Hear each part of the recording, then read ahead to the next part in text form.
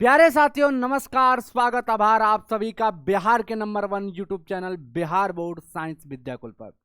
तो साथियों आज की क्लास में हम पढ़ने वाले हैं संबंध और फलन।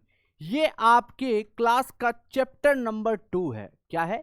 चैप्टर नंबर 2 जिसका नाम है संबंध और फलन। ठीक है बच्चों, तो आज की क्लास में हम यही पढ़ने वाले हैं। आपने देखा कि क्लास 11 का चैप्टर 1 आपने बहुत अच्छे से देखा, उसके ऑब्जेक्टिव क्वेश्चन बहुत प्रेम से आपने किया। तो भैया बारी अब चैप्टर 2 की होनी चाहिए, क्योंकि आपने बहुत ज्यादा डिमांड भी तो किया था कि सर चैप्टर 2 भी पढ़ाइए। ठीक है, तो हम लेकर के आ गए हैं आपके लिए चैप्टर 2 यानी संबंध और फलन। ये चैप्टर इतना इंपॉर्टेंट, थोड़ा सा इसके इंपॉर्टेंट की बात अगर मैं कर लूं, ये चैप्टर इतना इंपॉर्टेंट है भाई कि मैं तुम्हें क्या ही बताऊं कि कक्षा 11 में तुम दूसरे अध्याय में पढ़ रहे हो।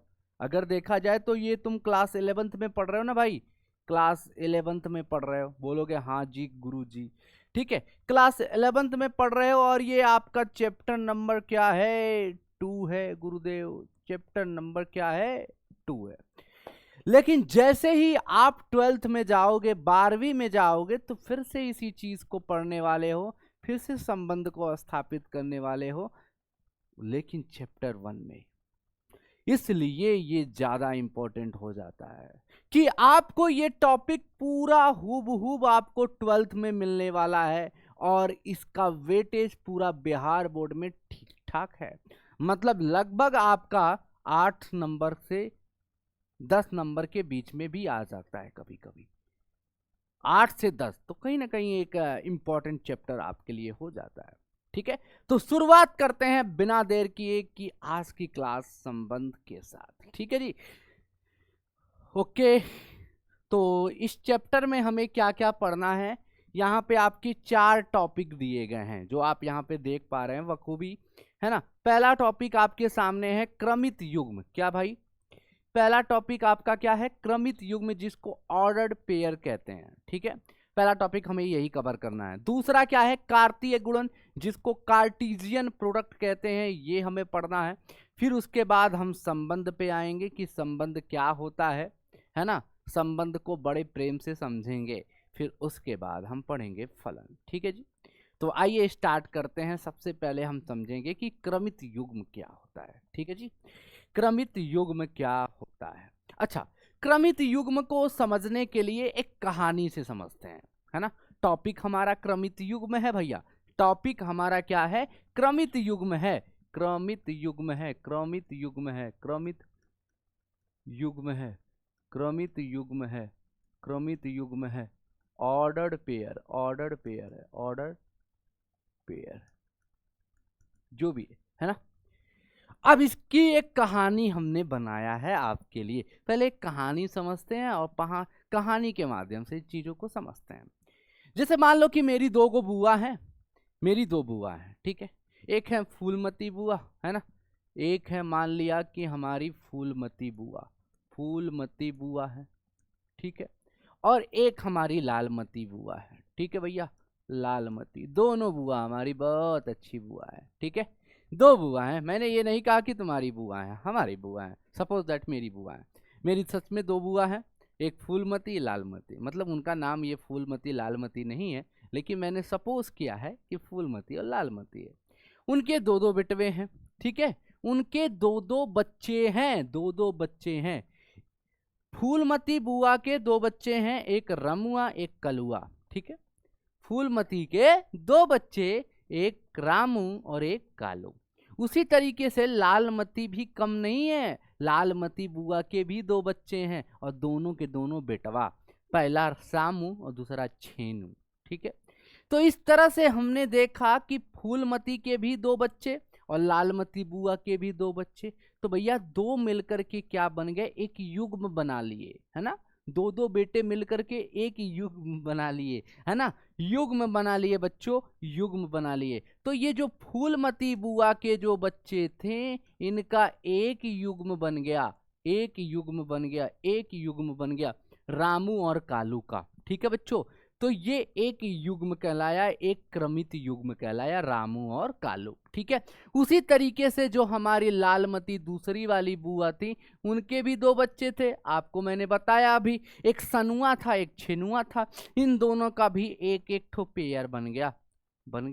बस इसी को हम कहते हैं क्रमित युग्म। अब थोड़ा सा हम मैथ पढ़ रहे हैं, गणित पढ़ रहे हैं, थोड़ा गणित के माध्यम से भी समझने का प्रयास करते हैं कि क्रमित युग्म को।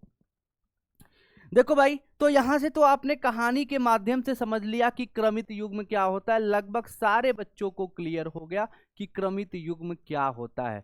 तो क्रमित युग्म एक्चुअली में देखा जाए तो कुछ है नहीं, इसको अंग्रेजी में कहते हैं ऑर्डर्ड पेयर। ऑर्डर पेयर, ठीक है, ऑर्डर पेयर बोलते हैं। इसमें होता क्या है बच्चों, होता क्या है कि एक छोटा ब्रैकेट होता है, उसमें दो पेयर, दो युग्म होते हैं, दो जोड़े होते हैं, दो एलिमेंट होते हैं, कुछ भी कह लीजिए, दो जोड़े एक छोटे ब्रैकेट में, स्मॉल ब्रैकेट में रखे होते हैं, उन्हीं को हम कहते हैं युग्म, यानी क्रमित युग्म, यानी ऑर्डर पेयर। सिंपल।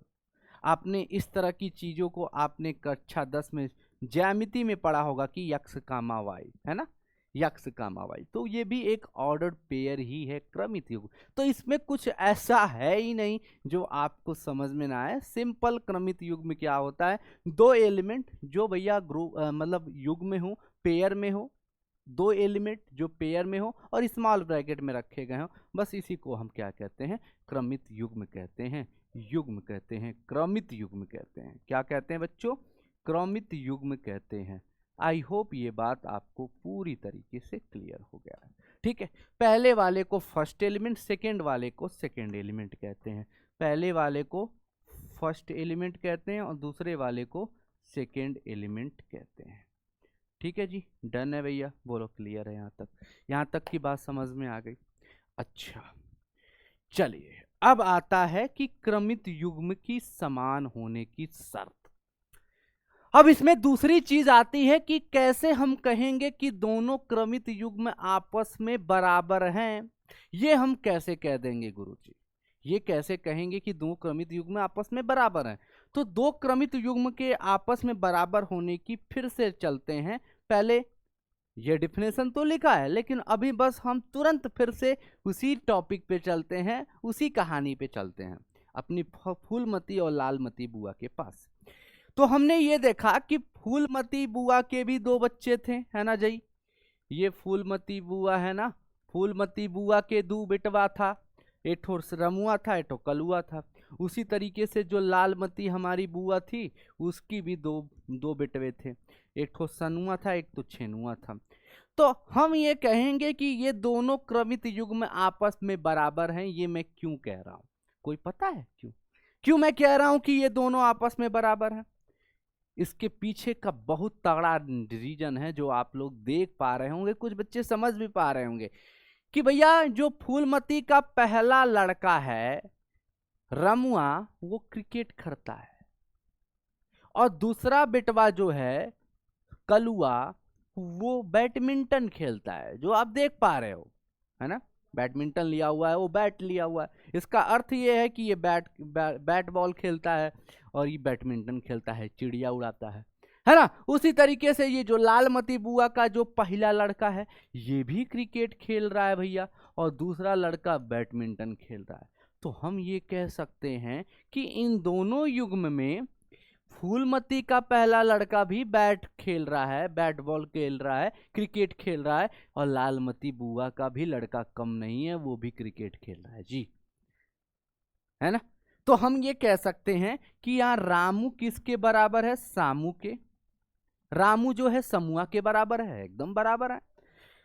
फूलमती का लड़का जो कलुआ है वो बैडमिंटन खेल रहा है, तो लालमती का भी लड़का कम नहीं है, वो भी बैडमिंटन खेल रहा है। तो हम ये कह सकते हैं कि कलुआ जो है छेनुआ के बराबर है, कलुआ जो है छेनुआ के बराबर। तो ऐसी कंडीशन में जब पहला पहले के बराबर हो जाए, दूसरा दूसरे के बराबर हो जाए, ऐसी कंडीशन में हम कहते हैं कि दो क्रमित युग्म आपस में बराबर है। इसलिए मैंने कहा दोस्तों कि ये दोनों युग्म आपस में बराबर है। अब समझ में आया? तो दो क्रमित युग्म में आपस में बराबर होने की शर्त यही होती है कि भैया पहला पहले के बराबर होना चाहिए, दूसरा दूसरे के बराबर होना चाहिए। बोलो स्वाहा। सबको समझ में आया? अब इसी बात को यहाँ पे लिखा गया है कि दो क्रमित युग्म समान होते हैं यदि और केवल यदि उनके संगत प्रथम घटक समान हो और संगत द्वितीय घटक भी समान हो। यानी अगर हम ये कहें, इसको अब मैथमेटिकली भाषा में देखा जाए कि एक क्रमित युग्म a कामा b है, एक क्रमित युग्म x कामा y है, ये दोनों हम कह रहे हैं कि आपस में बराबर हैं। तो भैया इसके पीछे की रणनीति क्या है, इसके पीछे का कंडीशन क्या है? पहला कंडीशन यही है कि इसका पहला पहले के बराबर होना चाहिए यानी a x के, और दूसरा कंडीशन क्या है, b जो है y के बराबर होना चाहिए। अगर ये दोनों कंडीशन फुलफिल होती हैं तो हम कहेंगे कि भैया दोनों क्रमित युग्म, दोनों ऑर्डर्ड पेयर आपस में इक्वल है। सबको समझ में आया? क्लियर है जी? चलिए बहुत बढ़िया।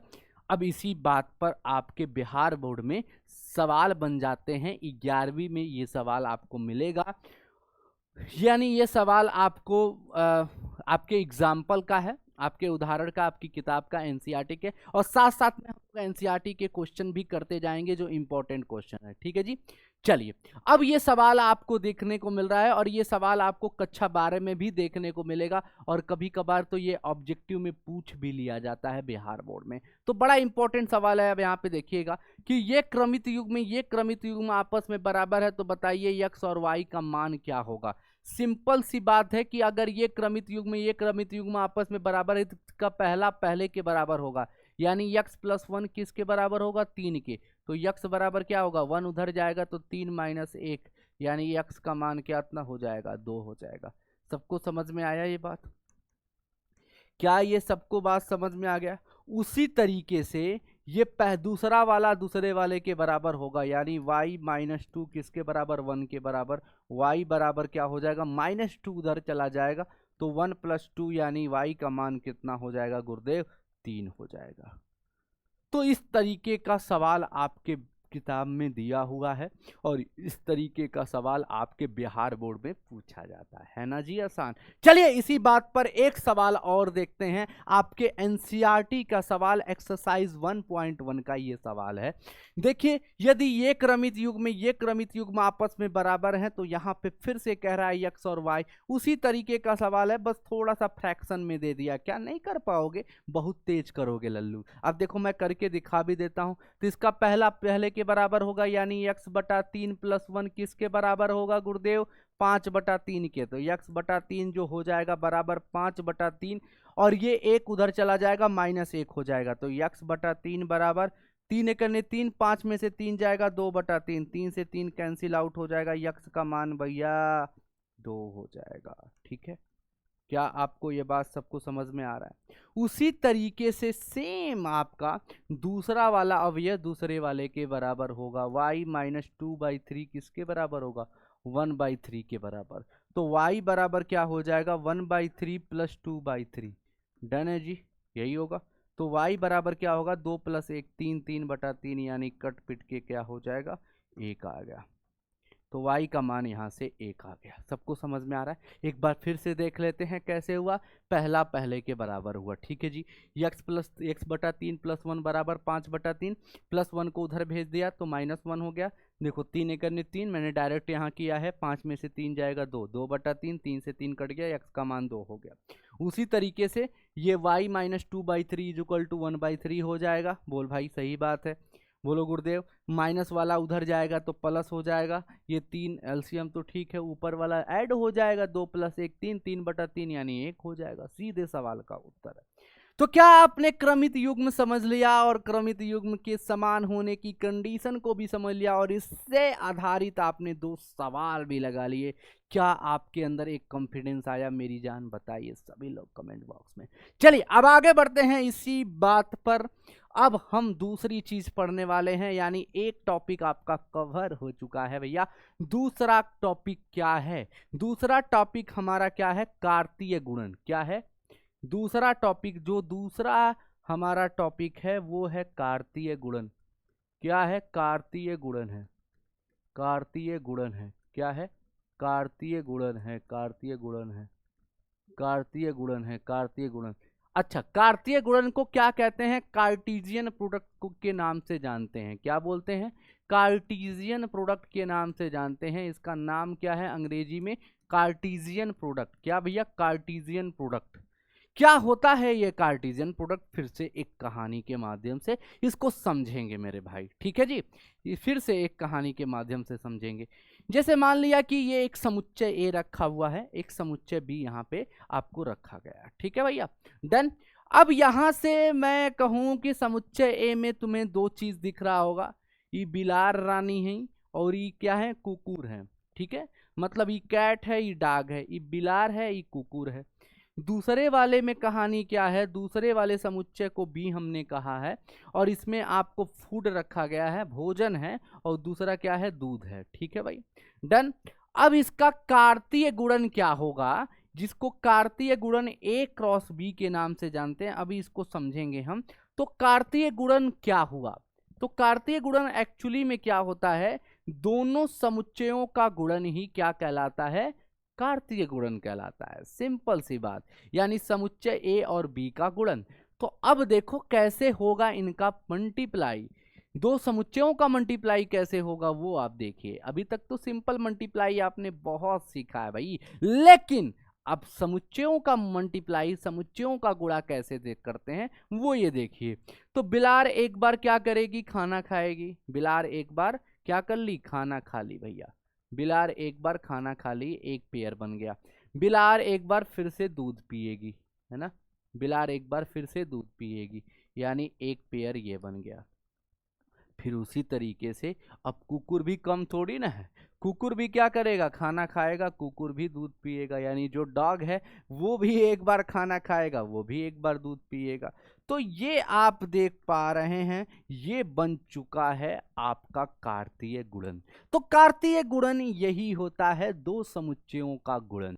तो आइए अब थोड़ा सा मैथमेटिकल भाषा में इससे बात करते हैं। ये तो हमारी एक कहानी के रूप में निकल के आई है। तो कार्तीय गुणन क्या होता है? सबसे पहले हम लिखते हैं कार्तीय गुणन। क्या गुरुदेव? कार्तीय गुणन कहते हैं किसे, वो हम समझते हैं। तो क्या आप चाहते हो डिफिनेशन लिख दूं मैं? तो कार्तीय गुणन को लिखते हैं। सबसे पहले आप लोगों को मैं बता ही चुका हूं, कार्टीजियन प्रोडक्ट बोलते हैं। क्या बोलते हैं? कार्टीजियन प्रोडक्ट कहते हैं। तो ये क्या होता है? अब यहाँ पे मैं लिख देता हूं इसकी परिभाषा, अगर आप लोगों को नहीं पता है तो। दो अरिक्त, रिक्त नहीं अरिक्त, मतलब नॉन इम्पटी, दो अरिक्त समुच्चयों का गुणन, समुच्चयों का गुणन, दो अरिक्त समुच्चयों का गुणन ही, समुच्चयों का गुणन ही कार्तीय गुणन कहलाता है। क्या कहलाता है? कार्तीय गुणन कहलाता है। कार्तीय गुणन कहलाता है। कार्तीय गुणन कहलाता है। कहलाता है मतलब द प्रोडक्ट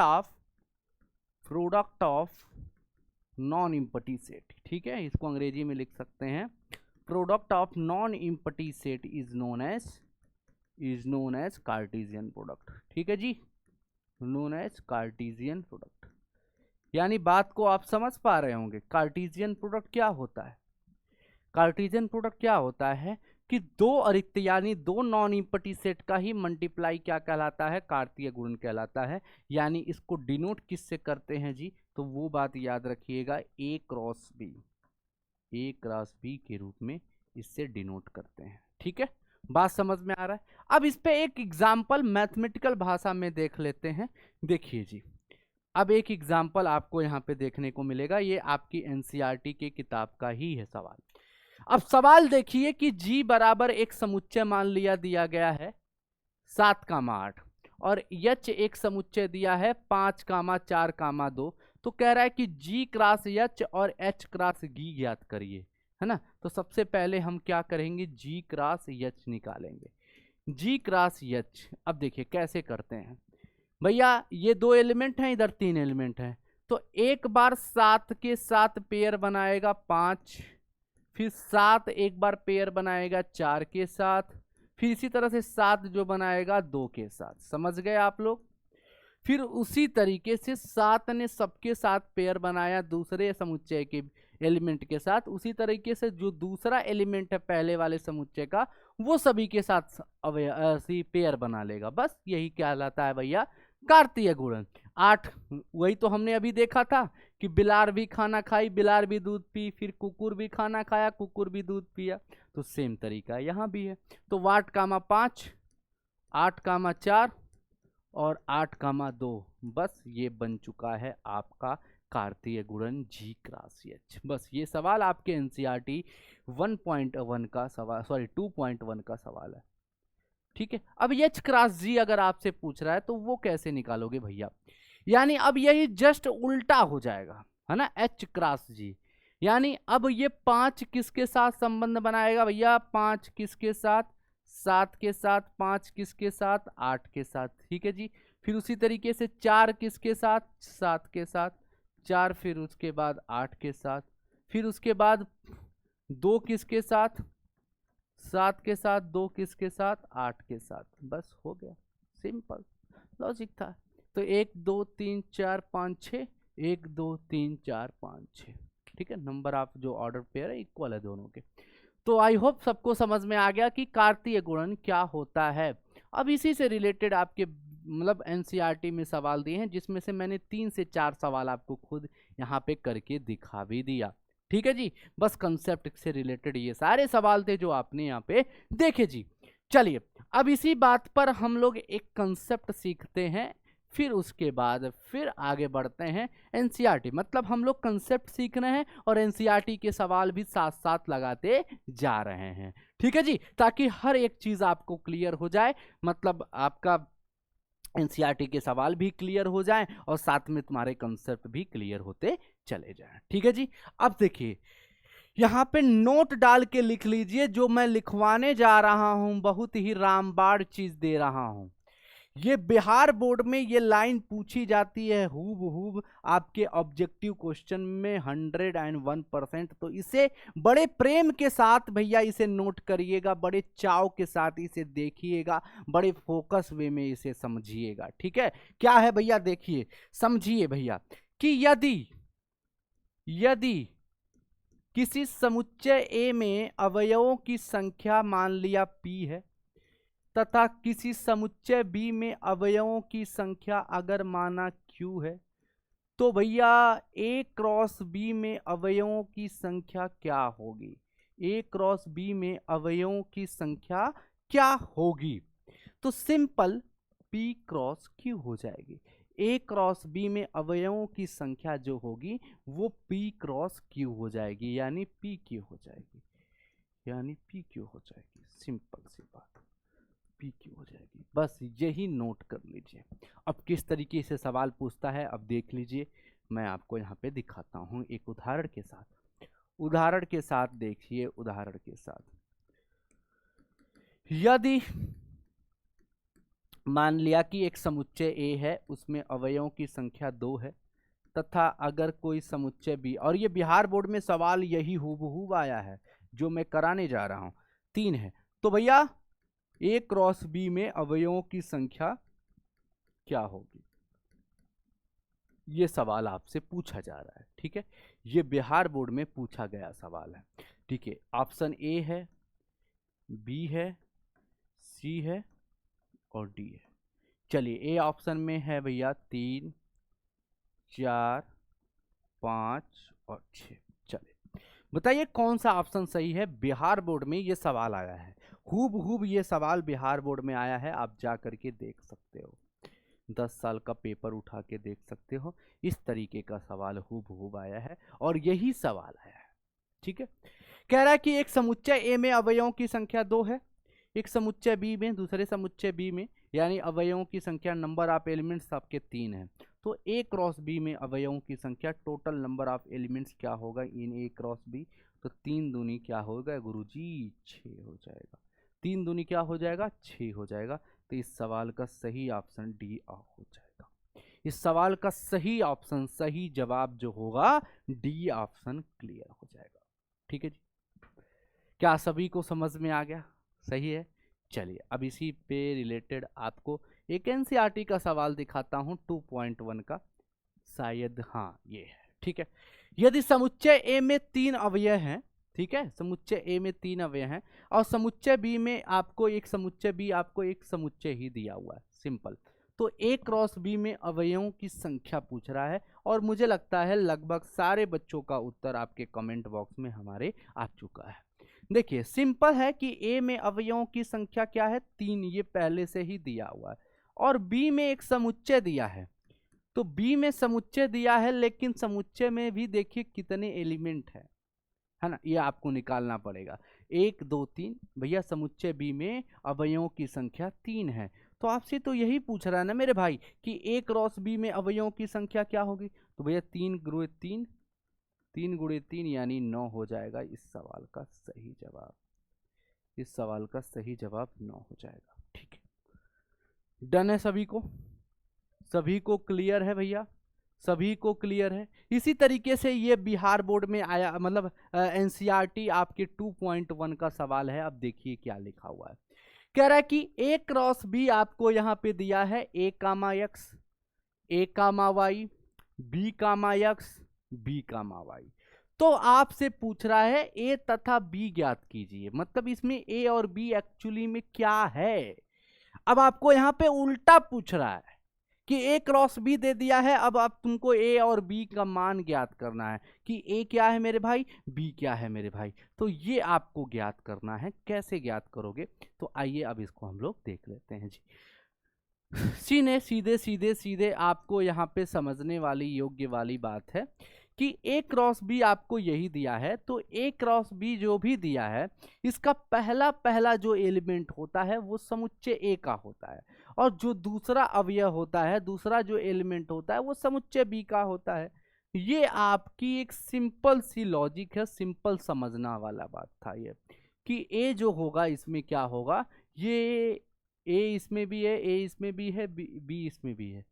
तो आप सभी लोग जानते हो किसी भी मतलब एक एलिमेंट को दोबारा समुच्चय में नहीं लिखा जाता है। ए यहाँ भी है, ए यहाँ भी है, लेकिन हम लिखेंगे एक ही बार, ठीक है। और बी यहाँ भी है, बी यहाँ भी, तो लिखेंगे एक ही बार। तो ए कामा बी ये हमारा एक समुच्चय हो जाएगा।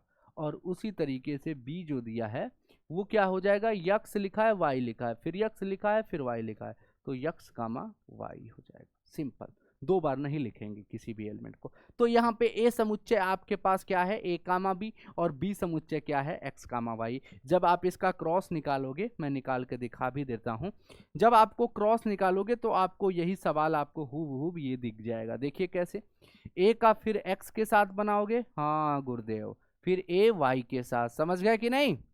कार्तीय गुणन इसका ऐसे ही निकालोगे, फिर बी का एक्स के साथ, फिर बी का वाई के साथ, ये बन गया। और यही तो ऊपर दिया है जो आप देख पा रहे हो, सिंपल। तो यहाँ पे ए और बी आपके क्या हो जाएंगे जो आप यहाँ पे देख पा रहे हो।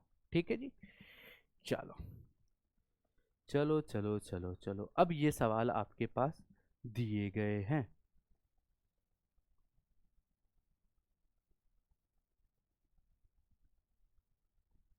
चलिए मान लीजिए कि ए बराबर आपके पास दिया है 1 कामा 2, बी बराबर दिया है 1 2 3 4, सी बराबर 5 कामा 6, ये समुच्चय दिए हैं, डी बराबर भी एक समुच्चय दिया है। तो आपको मतलब क्या है, सत्यापित करना है, ज्ञात करना है। पहला सवाल आपके पास क्या दिया हुआ है, देखिए तो A cross B intersection C बराबर आपको प्रूव करना है कि A cross B intersection A cross C के बराबर है। ये चीज आपको प्रूव करनी है। कैसे प्रूव करोगे मेरे भाई, कैसे प्रूव करोगे, यही चीज आपको समझनी है। सबसे पहले हम लिखेंगे क्या, लेफ्ट हैंड साइड। क्या भैया, सबसे पहले हम क्या लिखेंगे, left hand side. Left hand side में क्या लिखा है, ए क्रॉस बी इंटरसेक्शन सी, अरे भाई बी इंटरसेक्शन सी, यही लिखा हुआ है, यही लिखा हुआ है मेरे भाई। यही लिखा हुआ है, सबसे पहले यही लिख लेंगे। तो सबसे पहले इसमें ये चेक करेंगे कि बी इंटरसेक्शन सी एक्चुअली में क्या है। बी इंटरसेक्शन सी क्या है? तो आपने समुच्चय में पढ़ा है कि सर्वनिष्ठ यानी इंटरसेक्शन क्या होता है। दो समुच्चयों में जो कॉमन होता है वही इंटरसेक्शन होता है। इसमें भी सबसे पहले हम ब्रैकेट हल करेंगे। तो बी इंटरसेक्शन क्या, सी क्या है? बी ये है, सी ये है। बी में दिखा है 1 2 3 4, सी में लिखा है 5, 6। तो इन दोनों में आप देख पा रहे हो कुछ भी कॉमन देखने को नहीं मिल रहा है, यानी बी इंटरसेक्शन सी मतलब खाली है, यानी रिक्त समुच्चय है। रिक्त समुच्चय में ऐसे लिख सकते हो या फाइव के रूप में बना सकते हो। ठीक है, अब यहां पे देखिए a बराबर आपके पास दिया क्या है? a बराबर आपके पास क्या दिया है? a बराबर आपके पास दिया है, अब देखिए a बराबर आपके पास दिया है, अब ध्यान से सुनिएगा। a बराबर आपके पास दिया है 1,2 और b क्रॉस c, ये b इंटरसेक्शन c जो भी दिया था इसका क्या आया है? इसका उत्तर क्या आया है? 5 आया है। अब बताइए क्या होगा इसका उत्तर? क्या होगा?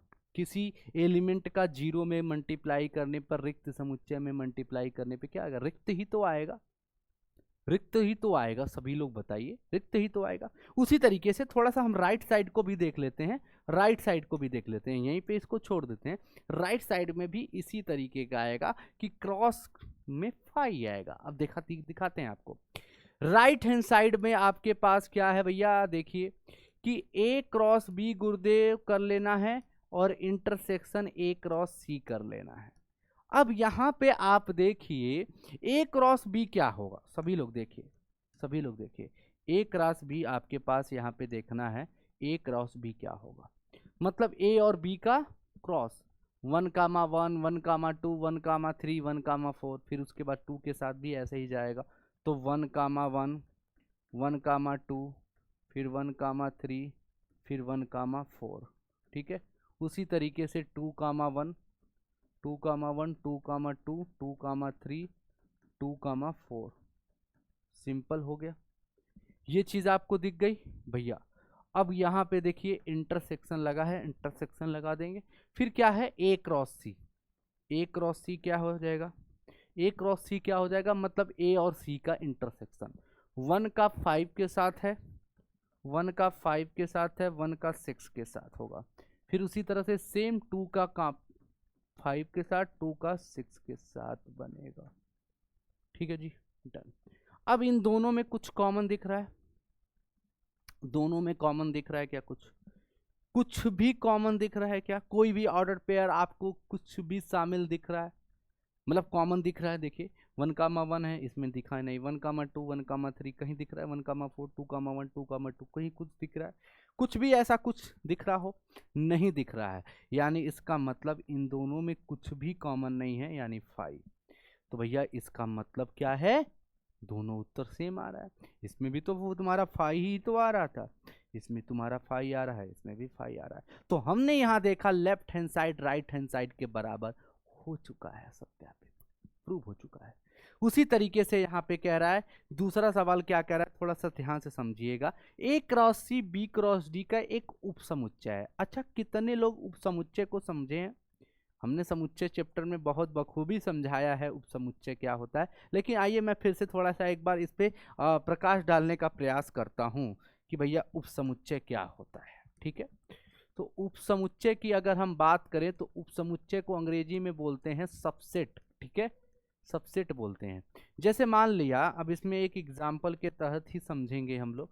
जैसे एक समुच्चय ए दिया है 1,2 और बी आपको दिया गया है 1 2 3 और 4। तो आप यहाँ पे देखिए समुच्चय ए के एवरी एलिमेंट, सभी अवयव जो है बी में है। 1 भी है, 2 भी है, 3 1 भी है, 2 भी है, 1 भी है, 2 भी है, सब कुछ दिख रहा है आपको आसपास। तो ए जो है बी का सबसेट है, बस सिंपल यही समझना था कि मतलब ए के हर एलिमेंट अगर बी में है तो भैया ये क्या कहलाएगा? भैया उपसमुच्चय कहलाएगा। अब इसी बात को यहाँ पे समझते हैं, क्या कह रहा है कि a क्रॉस c जो है b क्रॉस d का उपसमुच्चय है। तो सबसे पहले हम निकालते हैं यानी दूसरा वाला सवाल क्या कह रहा है कि ए क्रॉस सी जो है बी क्रॉस डी का एक उपसमुच्चय है। इस सवाल को हम लोग प्रूव करने का प्रयास करेंगे जी। ठीक है, उपसमुच्चय है, ठीक है, उपसमुच्चय है। ठीक है, अब जरा ध्यान से सुनिए, A cross C B cross D का एक उपसमुच्चय है। उपसमुच्चय में अब देखिए, पहले ए क्रॉस सी निकाल लीजिए। तो ए क्रॉस सी पहले ही आपने निकाला था, यही लिख दीजिए, है ना, लिख दीजिए, यही तो है। तो ए क्रॉस सी अगर आप देखो तो यही आएगा ना, 1,5 1,6 फिर 2,5 2,6, यही है। अच्छा ठीक है गुरुदेव। फिर उसके बाद क्या है आपका बी क्रॉस डी आपको निकालना है। बी क्रॉस डी निकाल लीजिए भैया, बी क्रॉस डी निकाल लीजिए। तो बी क्रॉस डी क्या हो जाएगा, बी क्रॉस डी, अब बी में समुच्चय 1 2 3 4, डी में 5 6 7 8 है। तो 1,5 1,6 1,7 1,8 इस तरह से होगा। 1,5 1,6 1,7 1,8, ठीक है। फिर उसी तरीके से 2,5 2,6 2,7 2,8 है ना जी, डन है भाई। फिर उसी तरीके से 3,5 3,6 3,7 और 3,8 हो जाएगा, है ना जी। बोलो बोलो बोलो बोलो भाई, बोलो बोलो बोलो। फिर उसी तरीके से आपका क्या है, 4 है शायद ना, 4 भी है, 4 भी शामिल है। 4,5 4,6 4,7 4,8 डन है भाई, यही है सब। तो आप यहां पे देख पा रहे हैं कि ए क्रॉस सी के हर एक ऑर्डर पेयर आपको बी क्रॉस डी में आपको हूबहू देखने को मिल रहा है जी। तो जब आपको ए क्रॉस सी का हर एक अवयव, हर एक ऑर्डर पेयर आपको बी क्रॉस डी में देखने को मिल रहा है, तो हम ये देखो 1,5 1,5 1,6 1,6 2,5 2,5 यहाँ पे है, ठीक है, 2,6 2,6, मतलब हर चीज तो इसमें है। तो हम ये कह सकते हैं अतः ए क्रॉस सी जो है बी क्रॉस डी का एक उपसमुच्चय है,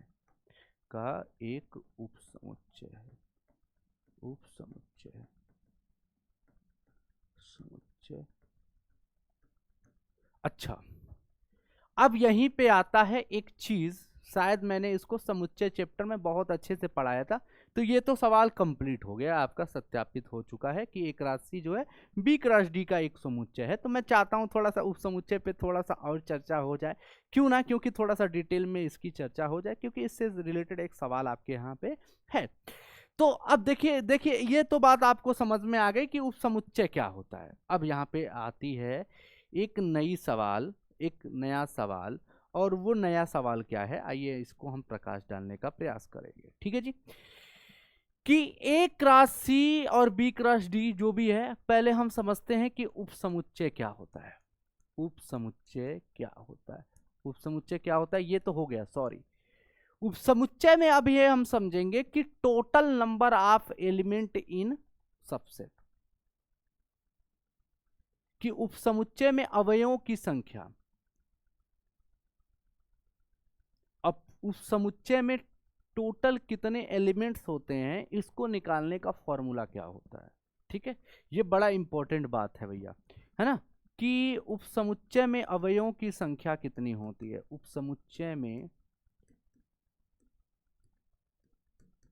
अवयवों की संख्या कितनी होती है, अवयवों की संख्या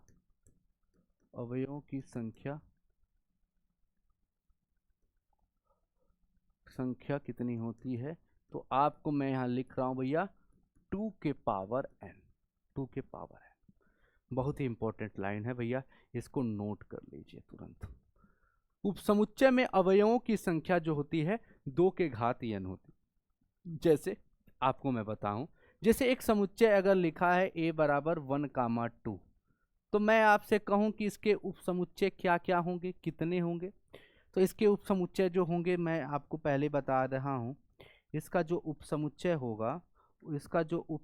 होगा दोस्त, इसका जो उपसमुच्चय होगा वो क्या क्या होगा। सबसे पहले किसी भी समुच्चय का रिक्त समुच्चय उपसमुच्चय होता है, ठीक है जी। तो रिक्त समुच्चय होगा, फिर उसके बाद 1 होगा, फिर होगा फिर 2, फिर 1, 2 खुद ही होगा। तो यहाँ पे दो चीजें, दो प्रॉपर्टी आप यहाँ से निकाल सकते हैं। किसी भी समुच्चय का रिक्त समुच्चय उपसमुच्चय होता है, और खुद जो समुच्चय है वो अपने समुच्चय का उपसमुच्चय होता है। मैं इसकी और इसकी बात कर रहा हूं, ठीक है जी।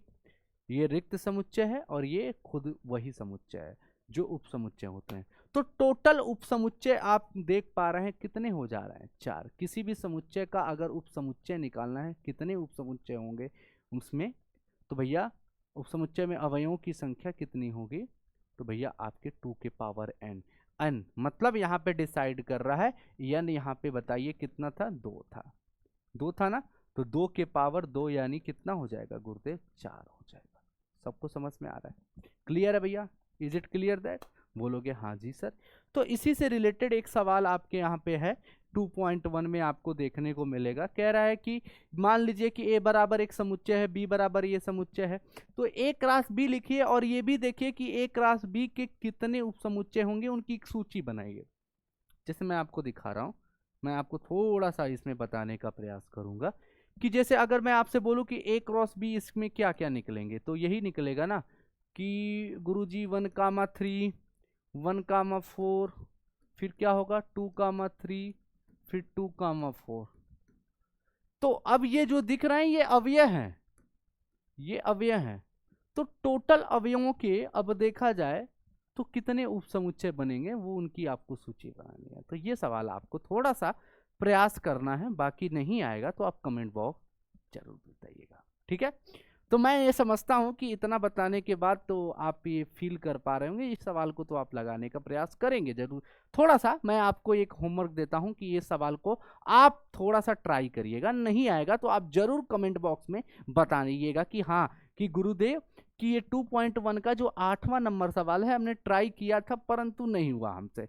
तो प्लीज आप इसको बता दीजिए, तो मैं आपको अगले सेशन में इसको जरूर बताने का प्रयास करूंगा। तो ये सवाल आपका मैं होमवर्क दूंगा, मतलब दे रहा हूं। इस सवाल को मैंने थोड़ा सा हिंट आपको यहाँ पे दे दिया है, ठीक है। चल अब हम लोग समझते हैं संबंध को, ठीक है, जो हमारा अध्याय है, ठीक है जी।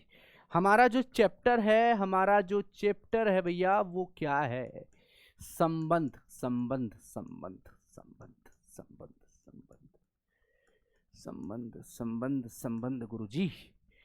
अब देखो संबंध को अंग्रेजी में बोलते हैं रिलेशन, ये बात पक्की है, ये बात सही है, सभी लोगों को क्लियर है ये बात, बोलोगे हाँ जी सर ये बात तो क्लियर है।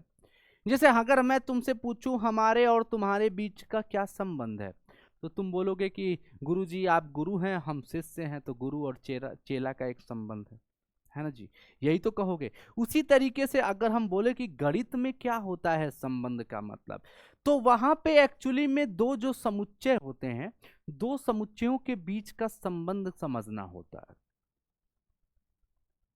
दो समुच्चयों के बीच का संबंध समझना होता है।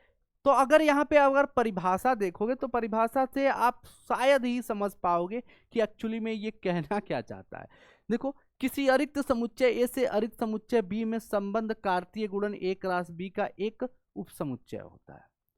मतलब अगर इसे शॉर्ट फॉर्म में मैं लिखूं, ये जो पूरी कहानी एक लाइन में लिखी है वो यही कह रहा है कि जो संबंध होता है ए और बी में जो संबंध होता है वो कुछ और नहीं, दोनों समुच्चयों के कार्तीय गुणन का उपसमुच्चय होता है। अब ये इतनी बड़ी बात शायद आपको थोड़ी हजम नहीं हो रही होगी, तो आप चाहेंगे जरूर कि इसे थोड़ा डिटेल में समझना, तो मैं डिटेल में बताने का प्रयास जरूर करूंगा, है। आपको घबराने की जरूरत नहीं है, क्योंकि कोई भी बच्चा, मैं भी एक बच्चा था, तो जब मैं इस चीज़ को देखा तो मैं भी घबरा गया कि भाई ये क्या लिखा है, ये तो भाई इसका मीनिंग ही नहीं समझ पा रहा हूँ। संबंध ठीक है, संबंध तो हम मौसी चाचा काकी काका का समझ लेते हैं भैया, संबंध मतलब ये समझ में आ रहा है शब्द से कि दो समुच्चयों के बीच संबंध की बात कर रहा होगा, लेकिन ये कैसा संबंध है भैया, ये नहीं समझ में आ रहा है, ये इसकी भाषा ही नहीं समझ में आ रही है कि भैया कि ए क्रॉस बी का उपसमुच्चय संबंध होता है। आइए आइए आइए आइए, अब देखो, देख भाई, देखो देखो देखो देखो, मान लिया कि ये एक समुच्चय ए है और ये आपका एक समुच्चय बी है, ठीक है। ये आपका एक समुच्चय ए है, ये आपका समुच्चय बी है, ठीक है। समुच्चय ए में अवयव इस प्रकार हैं 1 2 3, और यहाँ पे है आपके पास 5 6 7, ठीक है, समझ रहे हो। समुच्चय ए के हर एक अवयव का हम यक्स नाम देते हैं और समुच्चय बी के हर एक अवयव को वाई नाम देते हैं, ठीक है। और हम ये कह रहे हैं इनके बीच में एक मैपिंग कराने का प्रयास कर रहे हैं, ए और बी के बीच में एक संबंध बताने का प्रयास कर रहे हैं। और ये मैं ये कह रहा हूं कि 1 का रिश्ता 5 के साथ है, 1 का रिश्ता जो है 5 के साथ है। ये रिश्ता क्या कहलाता है ना, 3 का 7 के साथ, 2 का 6 के साथ है। तो लेकिन अगर मैं आपसे पूछूं, जैसे मान लो बारात में जा रहे हो, 2 लोग आपस में खड़े हो गए, तुमसे पूछा भैया दोनों लोग में भैया ताक रहे हो देर से, कहीं तो देखा है, कहीं तो देखा है, कुछ तो याद आ रहा है। लड्डू खा रहे हो, वो खाना खा रहे हैं, वो तुमको ताके जा रहे हैं, तुम उनको ताके जा रहे हो, लगातार ताका ताकी चल रहा है। समझ नहीं पा रहे हो कि भैया हम बोले कि वो समझ नहीं पा रहे हम बोले। अच्छा, अचानक भी तुम्हारे को लगता है कि मैं बोल ही देता हूँ, भैया हम आपको कहीं देखे हैं, तो वो भी हमको भी लग रहा है मैंने भी आपको कहीं देखा है। हम बाराती से हैं तो हम घराती से हैं, अरे हम लइकवा का फुफ्फा हैं, अच्छा तो हम लड़किया का मामा हैं, बस।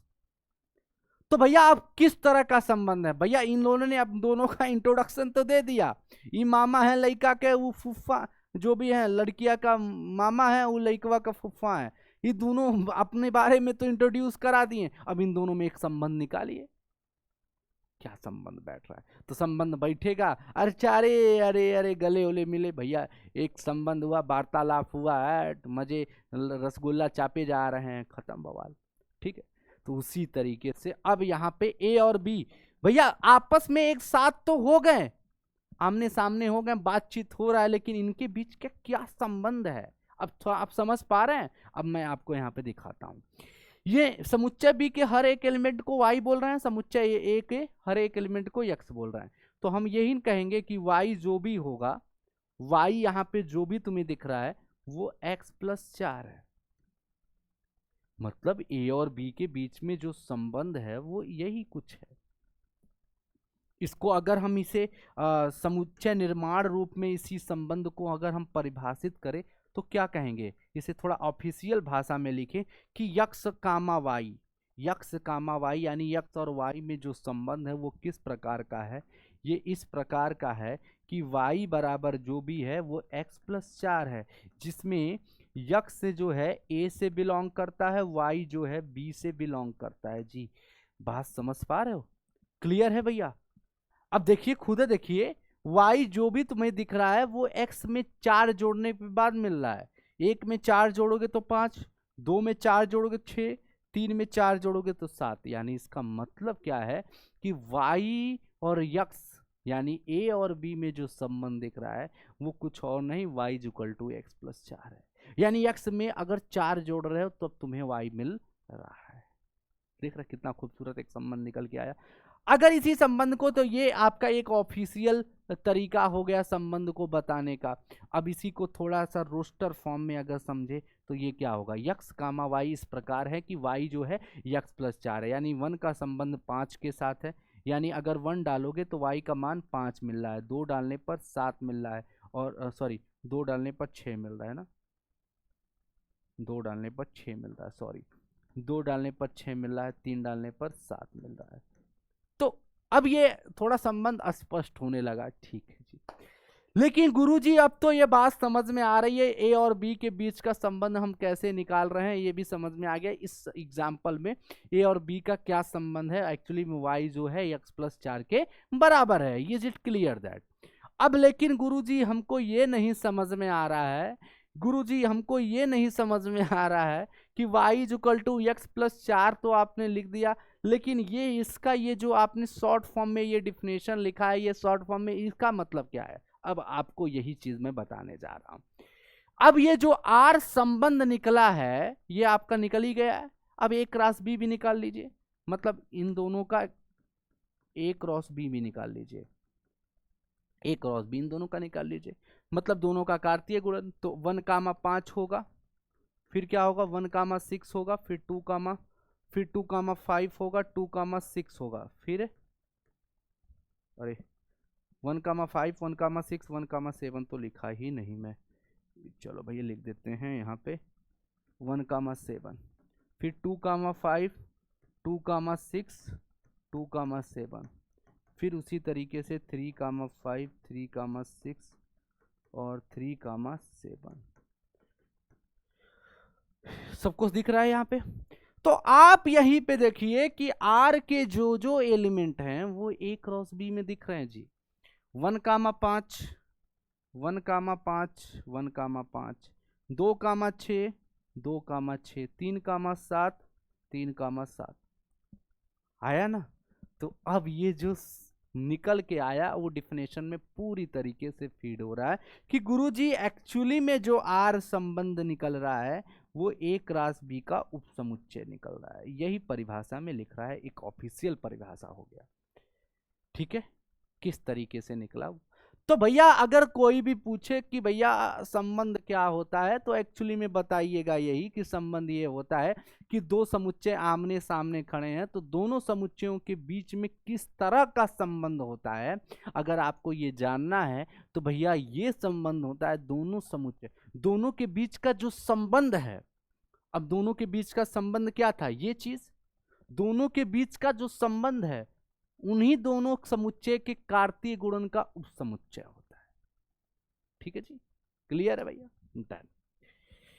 अब ये बात आपको अगर क्लियर हो गई तो अब एक चीज और आपको समझना है, वो है आपका क्या भैया, प्रांत सहप्रांत सहप्रांत तथा परिसर, तथा परिसर, प्रांत सहप्रांत तथा परिसर। ठीक है जी, प्रांत सहप्रांत और परिसर, इन चीजों को समझना बहुत जरूरी है जी, बहुत जरूरी है। ठीक है, प्रांत सहप्रांत और परिसर ये क्या होता है, ये सब चीजों को समझना है हम लोगों को। देखिए प्रांत क्या होता है, प्रांत को अंग्रेजी में क्या बोलते हैं ये भी समझते जाइए आप लोग। प्रांत को डोमेन बोलते हैं जी, और सह प्रांत को कोडोमेन बोलते हैं, सह प्रांत को कोडोमेन बोलते हैं, एंड परिसर को बोलते हैं रेंज। क्या बोलते हैं जी, रेंज बोलते हैं। ठीक है जी, डन भैया, सब लोगों को समझ में आ रहा है। अब देखो होता क्या है एक्चुअली में, अब इन चीजों को थोड़ा सा डिटेल में हम लोग समझेंगे। जैसे आपके पास एक समुच्चय ए दिया है, एक समुच्चय आपके पास बी दिया हुआ है। समुच्चय ए में मान लिया दिया हुआ है, समुच्चय ए आपके पास दिया हुआ है और एक समुच्चय बी दिया हुआ है। अब समुच्चय ए में दिया है, जैसे मान लो हेलन, खेलन, ढेलन। ठीक है, हेलन खेलन ढेलन। ठीक है, सपोज दैट। अब समुच्चय बी में आपको दिया गया है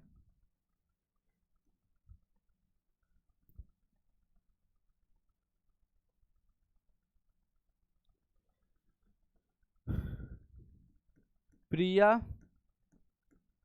सुप्रिया, सुप्रिया,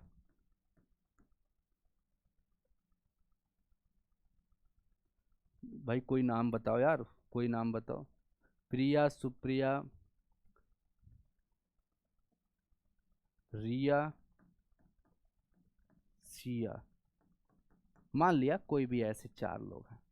ठीक है, सपोज दैट, सपोज दैट। ठीक है, ये समुच्चय ए दिख रहा है, ये समुच्चय बी दिख रहा है।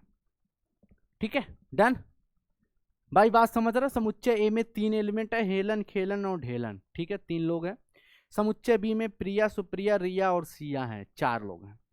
मैं ये कह रहा हूं कि हेलन का संबंध प्रिया के साथ है। बढ़िया है, बहुत बढ़िया है ना, काफी मतलब बढ़िया निकल गए हेलन। खेलन का संबंध सुप्रिया के साथ, ढेलन का रिया के साथ। नाम सुबहित नहीं है तो फिर कैसे होंगे आप सोचिए। इनके नाम से लग रहा है कि कितनी अच्छी होंगी। तो इनका भाग्य तो बदल गया। ठीक है, हेलन, खेलन और ढेलन के मान लिया ये तीनों भाई हैं, तीनों की शादी होती है प्रिया, सुप्रिया और रिया से। ठीक है, अब उनकी एक छोटी और बहन होती है सिया, वो अकेले पढ़ती हैं। तो अब बताइए, इसमें मैं आपसे पूछना चाहता हूं कि प्रांत, सहप्रांत तथा परिसर क्या है इस कहानी के माध्यम से। इस कहानी के माध्यम से आप बताइए कि प्रांत क्या है, सहप्रांत क्या है, परिसर क्या है। तो प्रांत एक्चुअली में जो होता है, डोमेन जो होता है, समुच्चय ए के वो हर एक एलिमेंट जो समुच्चय बी के साथ संबंध बनाए। तो समुच्चय ए के हर एक अवयव जो दिख रहे हैं, ढेलन, खेलन, हेलन, वो समुच्चय बी के साथ सभी के साथ संबंध बनाए, मतलब जो जो बनाए हैं तीनों के तीनों बनाए। तो यही तीनों आपस में क्या हो जाएंगे भैया, प्रांत हो जाएंगे। मतलब हेलन, खेलन, हेलन, खेलन और फिर ढेलन, ढेलन, ढेलन। ठीक है, मतलब ये आपका प्रांत हो जाएगा जिसे आप डोमेन कहते हो, सिंपल। अब इसमें बोला जाए कि भैया सहप्रांत क्या होता है। तो सहप्रांत साथियों समुच्चय बी के वो हर एक अवयव चाहे ए के साथ संबंध में है या नहीं है, वो सभी के सभी समुच्चय बी का पूरा समूला। लेकिन समुच्चय प्रांत ऐसा कुछ नहीं होता। मान लिया प्रांत में कोई एक ऐसा एलिमेंट होता जो छूट जाता संबंध में, तो वो नहीं होता, वो प्रांत नहीं होता। मान लिया कोई रेलन नाम का कोई होता, इसका एक छोटा भाई होता, तो वो प्रांत में नहीं आता। भैया जिसकी शादी होगी, जिसका आधार कार्ड बना है, वही आगे जाएगा। ठीक है, जिसका पासपोर्ट और सब कुछ बना है, तो मतलब इन तीनों का बना है, तो वो भैया प्रांत होंगे। ठीक, ऐसे समझ सकते हैं। सप्रांत क्या होगा भैया, सप्रांत सभी के सभी हो जाएंगे, चाहे भैया संबंध में हो या ना हो। ठीक है, प्रिया, सुप्रिया, रिया, सिया सब होंगे। ठीक है, स्पेलिंग पर बस थोड़ा ध्यान दीजिएगा सब लोग, बस समझिएगा मैं क्या कहना चाहता हूँ। सुप्रिया और रिया, रिया एंड सिया, सिया भी है ना। तेरी गलियां गलियां तेरी गलियां, चलो सबको समझ में आ गया। इसी के साथ आप बताइए परिसर क्या होगा। तो परिसर अब क्या होगा, जिसको आप रेंज कहते हो। सहप्रांत यानी कोडोमेन हो गया। अब रेंज क्या होता है, बस थोड़ा सा अंतर होता है। रेंज जो होता है समुच्चय बी की ही बात करेंगे। समुच्चय बी के वो एलिमेंट जो समुच्चय ए के साथ सिर्फ संबंध बनाए हैं, जो नहीं बनाए हैं वो नहीं होंगे। समुच्चय बी ए के साथ, सॉरी समुच्चय ए के साथ संबंध बनाए हैं। तो प्रिया, सुप्रिया और रिया, यही तीन जो हैं जो संबंध में हैं। सिया नहीं है, तो सिया इसमें परिसर में नहीं आएगी। ठीक है जी, तो परिसर में क्या क्या आ जाएगा, प्रिया, सुप्रिया, प्रिया, सुप्रिया और फिर है आपका रिया। ठीक है, डन भैया, कंप्लीटली ये आपका हो चुका है प्रांत, सहप्रांत और परिसर। ठीक है, अब इसको आप कहोगे गुरुजी की ये तो ठीक है गुरुदेव, लेकिन थोड़ा सा एक मैथमेटिकल भाषा में भी समझा दीजिए, कि मैथमेटिकल भाषा में क्लियर हो जाए चीज़ों को, है ना। चलो मान लिया ये आपका मैं ले लेता हूँ समुच्चय ए, ये आपका बी ले लेता हूँ, 1 2 3 ले लेता हूँ। मान लिया ये ए बी सी और डी हो जाएगा।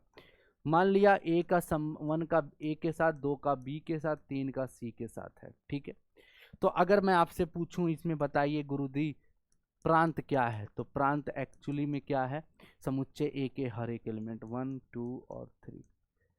सहप्रांत क्या है भैया, सहप्रांत क्या है, सहप्रांत क्या है, समुच्चय बी के हर एक एलिमेंट, समुच्चय बी के हर एक एलिमेंट। हाँ, समुच्चय ए के हर एक एलिमेंट लेकिन संबंध में होने चाहिए, वो प्रांत होता है। सहप्रांत चाहे संबंध में हो या ना हो, एकदम इजी है। समुच्चय बी का हर एक एलिमेंट उतार दो, ए बी सी और डी। और उसी तरीके से परिसर की अगर हम बात करें साथियों, तो परिसर क्या होगा, परिसर आप याद रखना, समुच्चय बी का वो एलिमेंट जो सिर्फ ए के साथ संबंध बनाया है, यानी A B C, A B और सी। ठीक है जी, डन है क्या आप लोगों को, क्या यहां तक चीजें क्लियर है आपकी, प्रांत, सहप्रांत और परिसर। ठीक है, डन भाई। तो ये आपका रहा सहप्रांत, प्रांत और परिसर। तो आइए अब इसके 2.2 से संबंधित कुछ सवाल हैं, उनको हम लगाने का प्रयास करते हैं और समझते हैं कि एक्चुअली में ये क्या चल रहा है। ठीक है, सवाल नंबर पहला आपके स्क्रीन पर है भैया। क्या कह रहा है कि मान लीजिए कि एक समुच्चय दिया हुआ है ए, जो आर आपको यहां पे एक संबंध दिया गया, हमेशा एक समुच्चय देगा, एक संबंध देगा। ठीक है, तो इस संबंध द्वारा आपको ए से ए, मतलब संबंध तो हमेशा ए से बी परिभाषित हो रहा है, लेकिन यहाँ पे आपको एक अलग तरीके से पूछ रहा सवाल। संबंध हमेशा देखो किस तरीके से परिभाषित हो रहा है, आर जो है ए से बी, दो लोगों के बीच में ही तो संबंध परिभाषित हो रहा है, लेकिन यहाँ पे केस थोड़ा सा अलग है। यहाँ पे संबंध अपने ए से ए में ही पूछ रहा है। ठीक है, तो थोड़ा सा आपको जानकारी देना ये जरूरी था। ठीक है, अब इसका एक संबंध आर लिखिए। संबंध तो दिया गया है लेकिन समुच्चय निर्माण रूप में दिया गया है। अब ये जो संबंध आपको दिख रहा है वो एक समुच्चय निर्माण रूप में लिखा गया है, इसे एक रोस्टर रूप में बताइए और साथ में इसके प्रांत, सहप्रांत और परिसर को भी ज्ञात करिए। तो कैसे करेंगे, तो आइए समझते हैं। सबसे पहले आपका एक समुच्चय लिखा हुआ है। समुच्चय क्या लिखा है भैया, 1 से लेकर के 1 2 3 डैश डैश डैश 14 तक। ठीक है, यही है, डन। चलो, और आर क्या लिखा है, आर एक संबंध क्या दिया गया है कि x, y के बीच में इस प्रकार का संबंध है कि 3x माइनस वाई जो भी है वो 0 के बराबर है। जहां आपको याद रखना है यक्स जो है ए से बिलोंग कर रहा है, वाई भी ए से बिलोंग कर रहा है।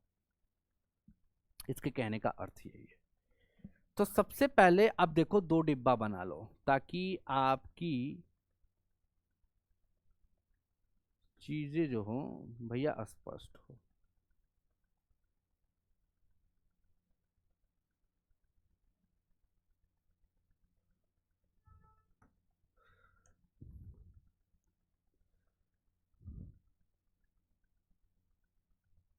ठीक है, मान लिया ये 2 बन गए, ये ए है, ये भी ए है। ठीक है, इसमें एलिमेंट की बात करें तो वो क्या है, 1 से लेकर 14 तक। तो 1 2 3 4 5 6 7 8 9 है ना, इसी तरीके से है 10 11 12 13 और 14, यही है। उसी तरीके से यहाँ भी 1 2 3 4 5 6 7 8 9 10 11 12 13 और 14। ठीक है, क्या आप लोगों को बात समझ में आ रही है? अब यहां से आपका कह रहा है कि इन दोनों के बीच में किस तरह का संबंध है। एक्चुअली में यक्स इसको कह रहा है, वाई इसको कह रहा है। ठीक है, कि 3x माइनस वाई बराबर 0 का संबंध है। अब यहाँ पे थोड़ा सा समझिएगा, 3x माइनस वाई बराबर अगर 0 है तो 3x बराबर क्या हो जाएगा गुरुदेव, y के बराबर होगा। तो अगर यक्स का मान आप 1 रखते हो, 1 रखते हो तो y का मान क्या आएगा, 1 3, यानी 1 का संबंध किसके साथ होगा, 3 के साथ। 1 का संबंध किसके साथ होगा गुरुदेव, 1 का संबंध 3 के साथ होगा। ठीक है, 2 रखने पर तुम्हें क्या मिल रहा है, 6 मिल रहा है। 2 रखने पर तुम्हें क्या मिल रहा है, 6 मिल रहा है। 3 रखने पर तुम्हें क्या मिल रहा है भैया, 9 मिल रहा है। 4 रखने पर तुम्हें 12 मिल रहा है। 5 रखने पर तुम्हें 5 3 15। अब ध्यान से सुनना है, इसी बात को तो समझना है बेटा, इसी बात को समझना है। 4 रखने पर जैसे ही 4 रखोगे, यहाँ पे यक्स की वैल्यू 4 रखोगे, 4 3 12, तो वो 12 तो अवेलेबल है। लेकिन जैसे ही आप 5 रखने जाओगे तो 5 3 15 और एलिमेंट तो सिर्फ 14 तक है, तो 5 का संबंध 15 के साथ तो हो ही नहीं पा रहा है। तो हमारा जो संबंध बन रहा है वो इतना ही बन के तैयार हो रहा है, इसके अलावा और कुछ भी नहीं बन रहा है। ठीक है, तो आप यहां पे लिखोगे कि जो संबंध बन रहा है गुरुदेव वो क्या बन रहा है। अब यहां पे देखिए, सबसे पहले आपको पहला सवाल आपसे यही पूछा है ना, सबसे पहला सवाल आपसे अगर देखा जाए तो यही पूछा है कि संबंध लिखिए। तो पहला आपके पास सवाल का उत्तर क्या होगा, अब देखिए यक्स कामा वाई, 1 का संबंध किसके साथ है गुरुदेव? 3 के साथ। 1 का 3 के साथ बना, 2 का 6 के साथ बना, 2 का 6 के साथ बना, 3 का 9 के साथ बना, 4 का 12 के साथ बना। डन है। 4 का 12 के साथ। 5 का 15 के साथ बन ही नहीं सकता है, वो अवेलेबल ही नहीं है, वो मतलब एग्जिस्ट ही नहीं करेगा, मतलब संभव ही नहीं। ठीक है, चलिए, यानी पहला सवाल आपका क्लियर हो चुका है, मतलब संबंध आपका स्थापित हो चुका है। दूसरा सवाल में आपसे पूछ रहा है भैया प्रांत बताइए। तो प्रांत आपको मैंने बताया था क्या होता है। समुच्चय ए का वो एलिमेंट जो समुच्चय बी के साथ सिर्फ संबंध बनाया है, यानी 1 2 3 4, 1 2 3 और 4, ये प्रांत हो जाएगा, सिंपल। और इसका सहप्रांत क्या हो जाएगा? सहप्रांत गुरुजी समुच्चय बी का वो हर एक एलिमेंट जो समुच्चय ए के साथ संबंध बनाया हो या न बनाया हो, सारे एलिमेंट हो जाएंगे। यानी 1 2 3 डैश डैश 13 और 14 तक, 13 से लेके 14 तक, मतलब 13 14 जो भी है। फिर इसके बाद है आपका परिसर। तो परिसर क्या हो जाएगा गुरुदेव? परिसर क्या हो जाएगा जो आप लोगों को याद रखना है।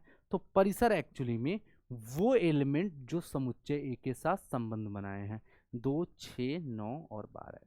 ठीक है, समुच्चय बी के वो एलिमेंट जो समुच्चय ए के साथ संबंध बनाए हैं। तो कौन कौन बनाए भाई? 3 6 9 12 है ना, 3 6 9 और 12। तो इसका जो परिसर होगा वो 3 6 9 और 12 होगा। तो भैया ये रहा इस सवाल का उत्तर। तो इस तरीके से सबसे पहले आपको जो भी सवाल दिया होगा इसी तरीके, अगर आपने इस चीज को क्लियर कर लिया मेरे भाई ना, तो आप यकीन मानिए कक्षा 12 में जैसे जाओगे तो ये सब हलवा हो जाएगा। आपको ये समझना पड़ेगा कि हलवा बनाना है गुरुदेव, हलवा हमें बनाना है। तो ये सारी चीजें फिर से आपको कक्षा 12 में देखने को मिलेंगी, है ना। तो बस ये दो पार्ट में इस सवाल को पूछा था, दोनों पार्ट आपका हल हो चुका है। ठीक है, तो सबसे पहले आपको समुच्चय निर्माण समझना होगा। ये सारी चीजें हम चैप्टर 1 में बता चुके हैं। समुच्चय निर्माण समझना होगा कि समुच्चय निर्माण से रोस्टर में कैसे कन्वर्ट करते हैं, वो आपको यहाँ पे मैंने दिखाया। फिर इसका प्रांत, सहप्रांत और परिसर लिखना था, वो भी मैंने लिख दिया। ठीक है जी, चलिए अब दूसरा सवाल देखिए कि दूसरा सवाल देखिए, अब ध्यान से समझिएगा कि प्राकृत संख्या के समुच्चय आर प्राकृत संख्या यानी यहाँ पे आपको जो समुच्चय डिफाइन किया गया है, यानी यहाँ पे जो ए एक समुच्चय है वो प्राकृत संख्या की बात की जा रही है। प्राकृत संख्या की बात की जा रही है दोस्तों, प्राकृत संख्या की बात की जा रही है। प्राकृत संख्या यानी नेचुरल नंबर n।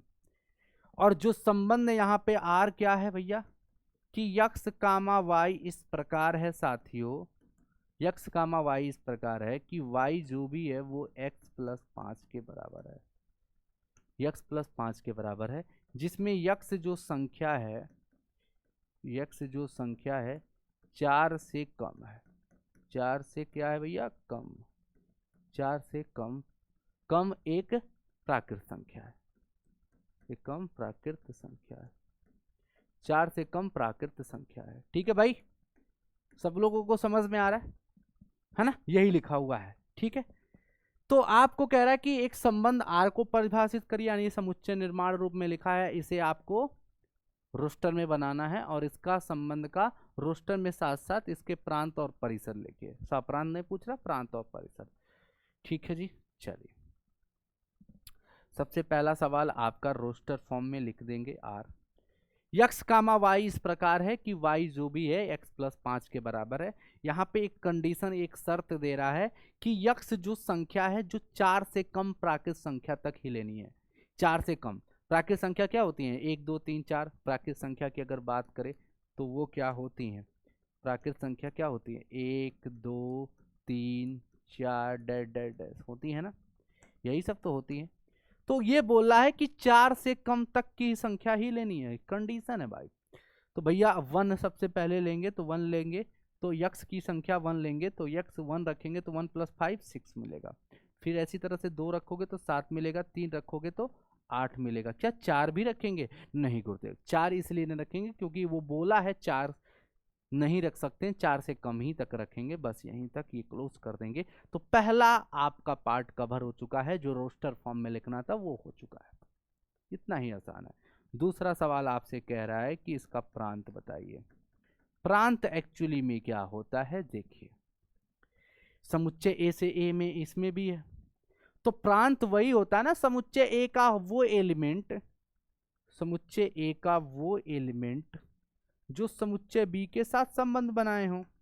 तो यहाँ पे तो 1 2 3 4 डैश डैश डैश डैश यही सब होती है, 1 2 3 4 डैश डैश डैश डैश यही है,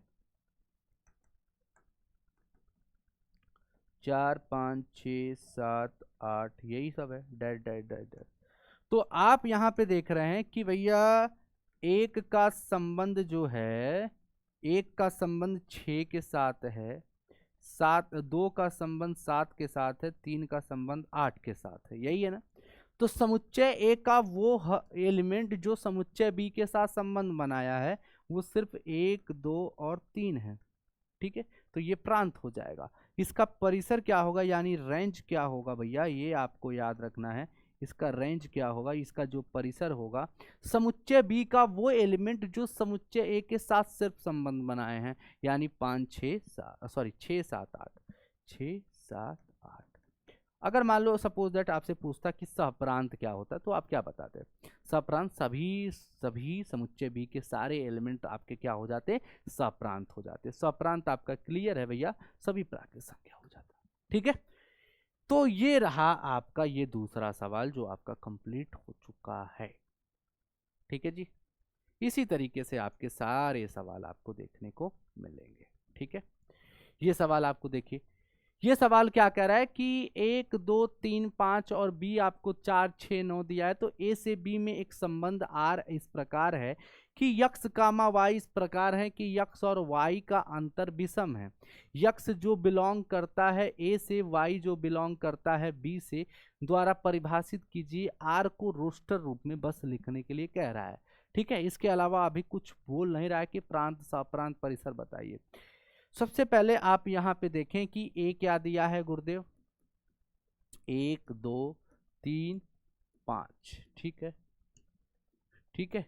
तथा बी आपके पास क्या दिया गया है, बी आपके पास 4 6 9 दिया है।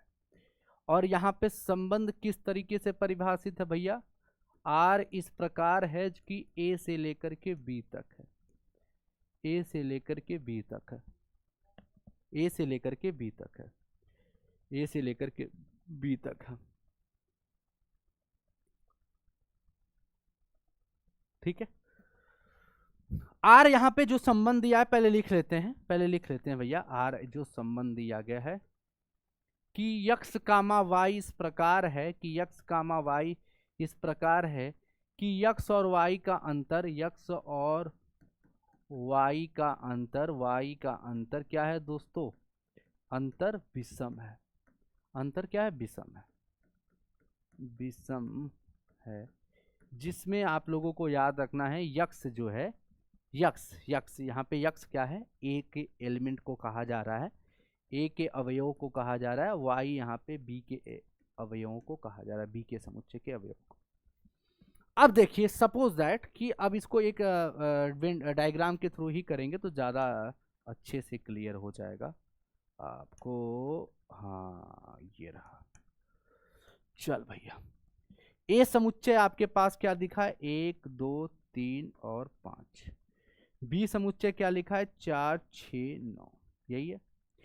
अब यहाँ पे आप थोड़ा सा ध्यान देंगे तो क्लियर चीजें हो जाएंगी कि भैया यक्स और वाई का अंतर विषम होना चाहिए। इन दोनों का ऐसे मतलब संबंध तुम स्थापित करो कि जिनका संबंध क्या भैया, दोनों के बीच का अंतर विषम हो। तो क्या 1 कामा 4 होगा, एकदम होगा, क्योंकि 1 और 4 का संबंध जो होता है, 1 और 4 का जो अंतर होता है 3 और 3 एक विषम होता है, ठीक है। क्या 1 और 6 भी होगा, एकदम होगा गुरुदेव, 1 6 भी हो जाएगा, क्योंकि 6 और 1 का अंतर 5 होता है, 5 एक विषम संख्या है। क्या 1 और 9 होगा, नहीं होगा, क्योंकि 1 और 9 के बीच का अंतर 8 होगा, 8 सम संख्या होती है। अब 2,4 होगा क्या? नहीं, 2 एक भी सम हो जाएगा। क्या 2,6 होगा? 2,6 का अंतर 4 होगा, 4 एक सम संख्या है। क्या 2,9 होगा? एकदम हो जाएगा, 2,9 हो जा रहा है। ठीक है, उसी तरीके से क्या 3,4 होगा? एकदम होगा, 3,4 भी हो जाएगा, क्योंकि 3 और 4 का अंतर 1 होगा, एक भी सम यहाँ माना जाता है। ठीक, माना जाता है ना। फिर उसी तरह से 3,6 भी हो जाएगा, क्योंकि 3 और 6 का अंतर 3 होता है। क्या 3,9 होगा? नहीं, क्योंकि 3 और 9 का अंतर 6 होगा, 6 एक सम संख्या है। क्या 5,4 होगा? एकदम होगा गुरुदेव, 5,4। क्या 5,6 भी होगा? 5,6 भी हो रहा है। क्या 5,9? 5,9 नहीं होगा, क्योंकि इनके बीच का संबंध जो है वो विषम नहीं आ रहा है। ठीक है, अब देखिए, ये जो भी आपने निकाला है इसको आप रोस्टर फॉर्म में लिख दीजिए। सबसे पहले आपने क्या निकाला है कि 1 का 4 के साथ, देखिए इनका अंतर एकदम बखूबी आपको दिख रहा है कि 3 आ रहा है, 3 एक विषम संख्या है। फिर उसके बाद आपको 1,6 देखने को मिला था, फिर 1,9 नहीं था, फिर 2,4 नहीं था, 2,6 नहीं था, 2,9 था। फिर उसके बाद आपका 3,4 था, 3,4 था, 3,6 था, 3,6 था, 3,9 नहीं था, क्योंकि 3,9 के बीच में संबंध 6 हो जाएगा, और 6 हो जाएगा अंतर, और 6 एक सम संख्या होता है। 5,4 5,6 दोनों होगा, 5,4 5,6 और 5,9 नहीं हो सकता। 5,6 हो जाएगा, 5,4 हो जाएगा, 5,6 हो जाएगा, 5,9 नहीं हो सकता। और ये आपको जो देखने को मिला ये रोस्टर फॉर्म हो जाएगा। ठीक है, अब इसी में बात पे पूछता कि भैया प्रांत क्या है, तो समुच्चय ए के सारे अवयव 1 2 3 5 ये प्रांत हो जाते। अगर सप्रांत पूछता तो 4 6 9, अगर परिसर पूछता तो भी 4 6 9। क्लियर है सभी को? तो यहाँ पे सिर्फ आपसे पूछा था कि संबंध को आप रोस्टर फॉर्म में लिख दीजिए, तो वो आपने लिख दिया है। ठीक है, इसी तरीके से सारे सवालों को आपको क्लियर करना है। सारे सवाल इसी तरीके से, सारे सवाल। ये 5वां नंबर सवाल भी मैं तो आपको हिंट दे रहा हूं। ये सवाल कह रहा है कि मान लीजिए कि ए बराबर एक समुच्चय है, 1 2 3 4 और 6 इस तरह से। आर एक संबंध दिया है, ए कामा बी इस प्रकार है कि ए बी जो है ए संख्या बी को यथावत विभाजित करती है, तो परिभाषित एक संबंध लिखिए। ठीक है, आर को रोस्टर रूप में लिखना है। ठीक है, आप यहाँ पे समझिए क्या कहना चाहता, मैं एक हिंट देता हूँ। ये आपको एक समुच्चय दिया है 1 2 3 4 6, ये 2.2 के सारे सवाल हैं बेटा। और आपको आर क्या दिया है, एक संबंध की ए कामा बी इस प्रकार है, ए कामा बी इस प्रकार है कि संख्या ए संख्या बी को यथावत विभाजित कर रहा है। संख्या ए जो है, संख्या ए जो है संख्या बी को यथावत विभाजित कर रहा है, यथावत बी को यथावत विभाजित कर रहा है, यथावत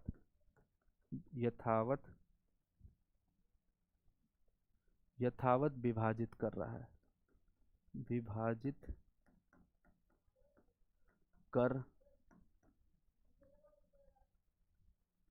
विभाजित करता है या करती है, जो भी है करती है, विभाजित करती है।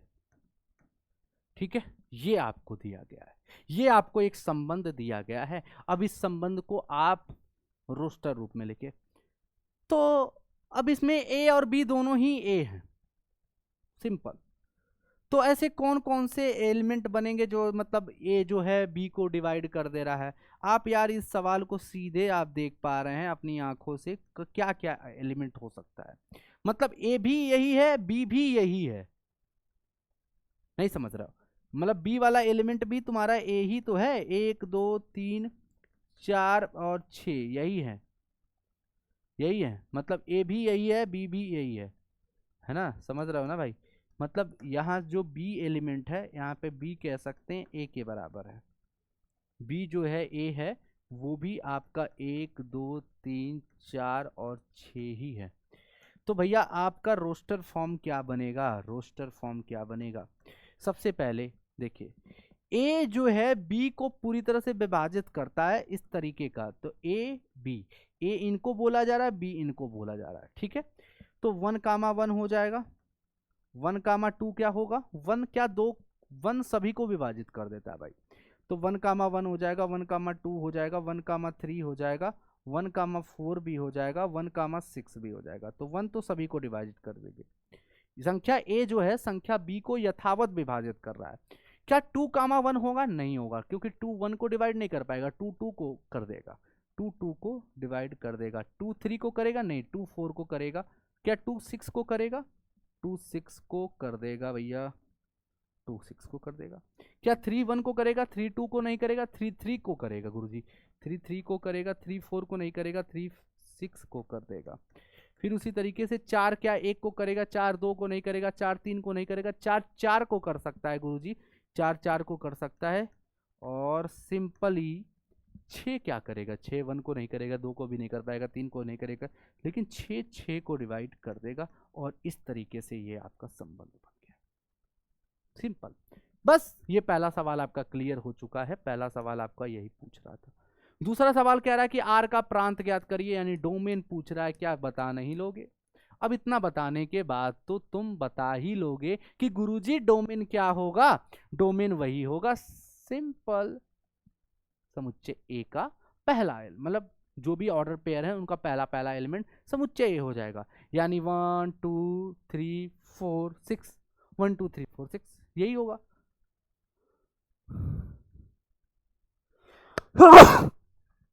अरे भाई सॉरी। अब परिसर क्या होगा, सॉरी लो हो गया सर्द गर्म। समुच्चय बी क्या होगा, मतलब यहाँ भी 1 2 3 4 6 सब कुछ दिख रहा है, तो समुच्चय ए मतलब प्रांत भी 1 2 3 4 6 होगा और परिसर भी 1 2 3 4 6 होगा। तो आई होप आपको क्लियर ये चीज हो चुका है बहुत अच्छे से। अब यहाँ पे आ जाइए, छठवां नंबर सवाल कह रहा है कि आर यहाँ पे एक संबंध दिया गया है किस प्रकार से कि आर जो है यक्स कामा यक्स प्लस 5 है। तो यहाँ पे यक्स क्या है, 0 1 2 3 4 5 द्वारा परिभाषित संबंध आर के प्रांत और परिसर ज्ञात करिए। सिंपल, जैसे मतलब आपको कहना ये चाहता है कि आपका आर यहाँ पे एक संबंध दिया गया इस प्रकार की कि यक्स जो भी है यक्स प्लस 5 है, मतलब यहाँ पे यक्स यहाँ पे वाई, वाई एक्चुअली में एक्स प्लस 5 है, ठीक है। और यहाँ पे यक्स जो भी है वो क्या है, 0 से लेकर के 5 तक, यही कह रहा है, यही कह रहा है। तो संबंध आर क्या होगा, सिंपल भैया सिंपल। इस सवाल का उत्तर क्या होगा, सबसे पहले आप क्या रखोगे, 0 रखोगे, 0 रखोगे तो 0 प्लस 5 5 मिलेगा, 1 रखोगे तो 1 प्लस 5 6 मिलेगा, 2 रखोगे तो 5 7 मिलेगा, 3 रखने पर 8 मिलेगा, 4 रखने पर 5 9 मिलेगा, 5 रखने पर 5 10 मिलेगा। ठीक है जी, डन है, क्लियर है क्या? आपका परिभाषित आर हो गया। प्रांत पूछ रहा था, प्रांत क्या हो जाएगा भैया, प्रांत क्या हो जाएगा, 0 1 2 3 4 हो जाएगा, 5 हो जाएगा। इसका प्रांत अगर आपसे पूछा जाए तो प्रांत क्या होगा, सिंपल प्रांत क्या होगा गुरुदेव, 0 1 2 3 4 और 5 हो जाएगा। और इसका परिसर पूछ रहा था, तो परिसर इसका क्या होगा, परिसर इसका क्या होगा, सिंपल जो 0 किसके साथ संबंध बनाया है, मतलब समुच्चय बी के वो एलिमेंट जो समुच्चय ए के साथ संबंध बनाया है। तो संबंध 5 6 7 8 9, तो क्या क्या बनाया, 5 6 7 8 9 और 10, ये आपका परिसर हो जाएगा। सिंपल, सवाल खत्म है भैया, सवाल आपका कंप्लीटली आपका क्लियर है। इसी तरीके से ये सवाल देखो, क्या रहा है कि संबंध आर इस प्रकार है कि यक्स कामा यक्स क्यू है, यक्स संख्या 10 से कम, यक्स इस प्रकार है, यक्स संख्या जो है 10 से कम एक अभाज्य है। अभाज्य समझ रहे हो ना, अभाज्य संख्या यानी प्राइम नंबर, प्राइम नंबर अभाज्य संख्या 1 3 5 7, ठीक है। तो क्या क्या बनेगा भैया, अभाज्य प्राइम नंबर यही तो होगा, प्राइम नंबर, ठीक है। क्या होता है 1 3 5, ना ना ना ना ना ना, क्या होगा, जिसके सिर्फ 2 फैक्टर हो। प्राइम नंबर कौन कौन से होते हैं, प्राइम नंबर पूछा है मेरे लाल, तो 2 3 5 7 ना, 2 3 5 7 यही होंगे, 9 नहीं होगा क्योंकि 9 जो है इसके कई सारे फैक्टर हो जाते हैं, अभाज्य संख्या की बात बोल रहा है। तो भैया अगर मैं आपको कहूं तो इसका संबंध यानी जो बनेगा वो क्या बनेगा, 2 का, यहाँ पे 2 रखोगे तो 2 का क्यूब क्या बनेगा, 8 बनेगा। 3 रखने पर 3 का क्यूब 27 बनेगा। 4 रखने पर 5 रखने पर 5 का क्यूब 125 बनेगा। और 7 रखने पर 7 का क्यूब हमको लगता है 7 7 49, 49 7 कितना होता है, सही बोल रहा हूँ, 343 समथिंग होता है, मैं बोल रहा हूँ, एक बार आप बता दो भैया, लग रहा है गुणा करना पड़ेगा, मैं थोड़ा कंफर्म 243 और 343, 7 9 63 है ना, 7 चौक 28, ना ना ना ना ना सही बोला हूँ 343। अच्छा चलो क्लियर है भैया। अब आपको क्या है, रोस्टर रूप में ही लिखना था, सवाल का उत्तर आए आपके, क्लियर है, ठीक है जी, ओके ओके। अब ये सवाल आपके लिए बड़ा इंपॉर्टेंट है, तो उसके लिए बस एक कंसेप्ट आपको लिखना है और उस कंसेप्ट को समझ लीजिए, नोट डाल के आप लोग इस चीज को समझ जाइए। नोट क्या है, क्लियर आपको समझना है, नोट डाल के आपको इसको समझना है। देखो भाई, नोट डाल के आपको इसको समझ लेना है कि यदि एक समुच्चय A है जिसमें अवयवों की संख्या P तथा समुच्चय B है और उसमें अवयवों की संख्या Q है, तो अगर आपसे पूछा जाए कि A क्रॉस B में अवयवों की संख्या कितनी होगी, तो ये तो आपने बताया था P क्रॉस Q, लेकिन कुल संबंधों की संख्या कितनी होगी, A से B में कुल संबंधों की संख्या, तो कुल संबंधों की संख्या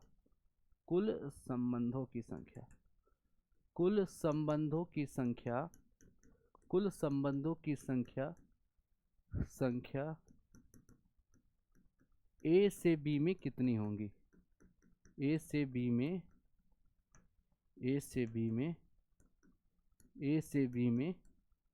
PQ होगी, कितनी होगी, PQ होगी, मैं देखना चाहता हूं, गलत, PQ नहीं होगा मेरे भाई, वो तो A क्रॉस B में ना, यहाँ पे कुल संबंध पूछ रहा है 2 के पावर PQ होगी, ठीक है, यही इंपॉर्टेंट लाइन थी जो आप लोगों को समझना है।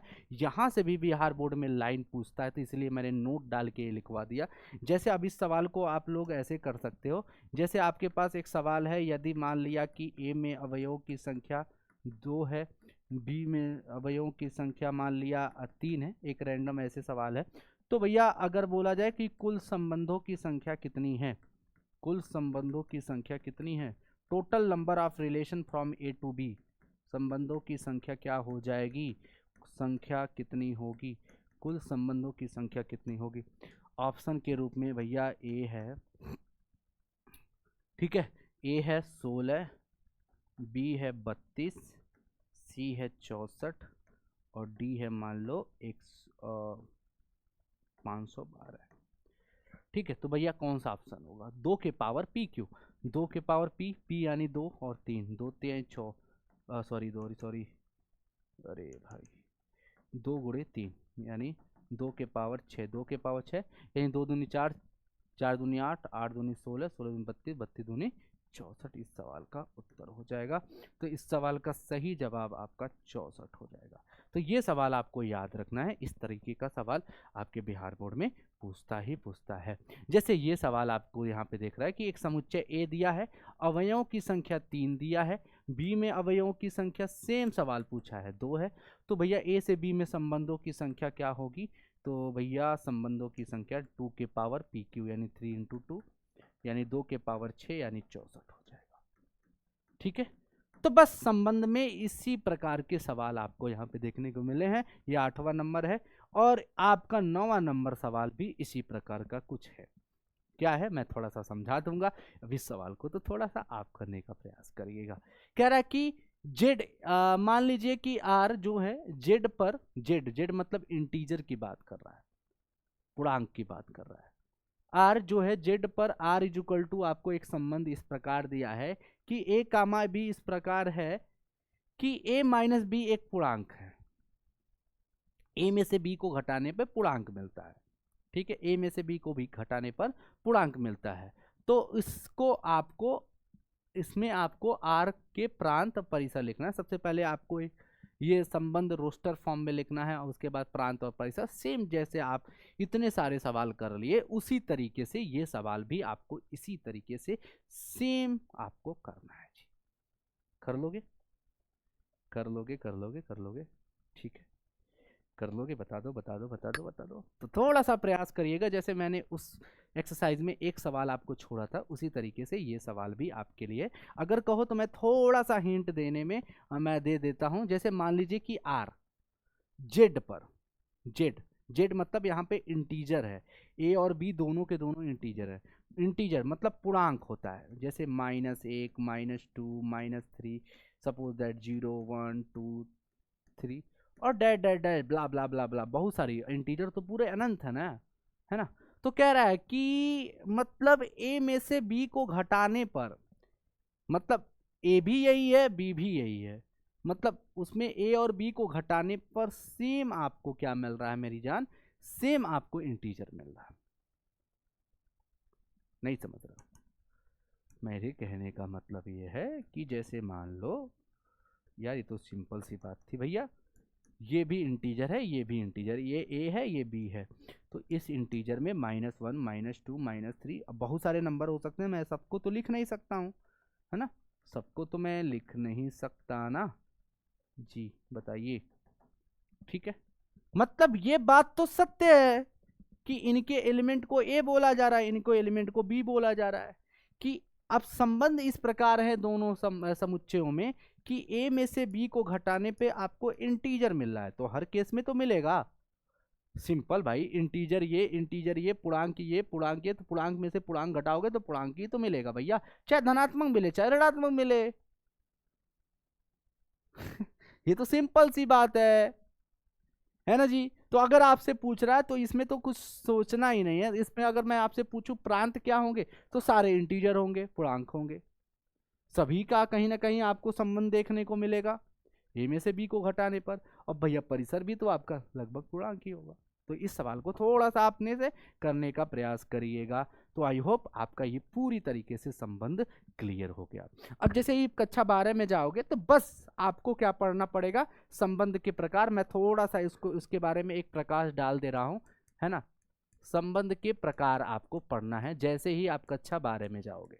सिंपल, आपको कक्षा 12 में संबंध के प्रकार पढ़ने को मिलेंगे, जिसमें आपको पढ़ना पड़ेगा सबसे पहला संबंध रिक्त संबंध। क्या पढ़ना पड़ेगा, रिक्त संबंध। मैं लिखवा देता हूं ताकि अभी से आप इस चीज को जानते रहें, ठीक है। फिर 12वीं में हम इस चीज को डिटेल में पढ़ेंगे। रिक्त संबंध, फिर आपका होता है तस्मक संबंध, तस्मक संबंध जिसको आइडेंटिटी रिलेशन भी कहते हैं हम लोग अंग्रेजी में। फिर आपको पढ़ना है स्वतुल्य संबंध। क्या पढ़ना है हमें, स्वतुल्य संबंध, स्वतुल्य संबंध पढ़ने हैं। और फिर उसके बाद फोर्थ है सम्मित संबंध। क्या पढ़ना है हमें, सम्मित संबंध पढ़ना है जी, सम्मित संबंध पढ़ना है। और पांचवा आपको पढ़ना है संक्रामक संबंध। क्या पढ़ना है, संक्रामक संबंध पढ़ना है, संक्रामक संबंध पढ़ना है, संक्रामक संबंध पढ़ना है। और छठवां है आपका तुल्यता संबंध, तुल्यता संबंध, ठीक है। ये आपको कक्षा 12 में पढ़ने हैं, ठीक है। बस जैसे आपने संबंध इसमें पढ़ लिया, फिर आप कक्षा 12 में संबंध पढ़ेंगे और संबंध के प्रकार पढ़ेंगे। रिक्त संबंध इम्पटी रिलेशन, तस्मक यानी आइडेंटिटी, स्वतुल्य रिफ्लेक्सिव, सम्मित यानी सिमेट्रिक, ट्रांजिटिव यानी संक्रामक, और तुल्यता यानी इक्विवेलेंस, ठीक है। इन चीज़ों को हम बड़े प्यार से कक्षा 12 में पढ़ेंगे, 12th। अब थोड़ा सा एक छोटा सा पार्ट है आपका फलन, उसको भी अभी देख लेते हैं। जल्दी से आइए हम लोग समझते हैं कि फलन क्या होता है, ठीक है जी। फलन फलन फलन फलन फलन फलन यानी फंक्शन फंक्शन फंक्शन। सबसे पहले अब देखिए, संबंध हमने स्थापित कर लिया है बड़े प्यार से, बड़े चाव से। अब हम समझेंगे कि फलन क्या होता है, यानी फंक्शन क्या होता है जी। तो फंक्शन देखो, सबसे पहले इसमें सबसे पहली बात तो आपको जाननी है, सबसे पहला पॉइंट कि फंक्शन को किस प्रकार से डिनोट करते हैं, परिभाषित करते हैं, फंक्शन ए से बी, इस प्रकार से। सबसे पहली चीज, अगर इसकी परिभाषा, दूसरी इसकी परिभाषा अगर देखी जाए तो परिभाषा क्या कहता है, कहना यह चाहता है कि समुच्चय ए के प्रत्येक अवयव का एक प्रतिबिंब ही क्या कहलाता है, फलन कहलाता है। सिंपल, यही आपका क्या है, फलन कहलाता है। तो आइए इसको थोड़ा सा समझते हैं कि फलन क्या होता है। समुच्चय ए के प्रत्येक अवयव का, समुच्चय ए के प्रत्येक अवयव का, समुच्चय ए के प्रत्येक अवयव का केवल एक प्रतिबिंब होना, केवल एक प्रतिबिंब ही, केवल एक प्रतिबिंब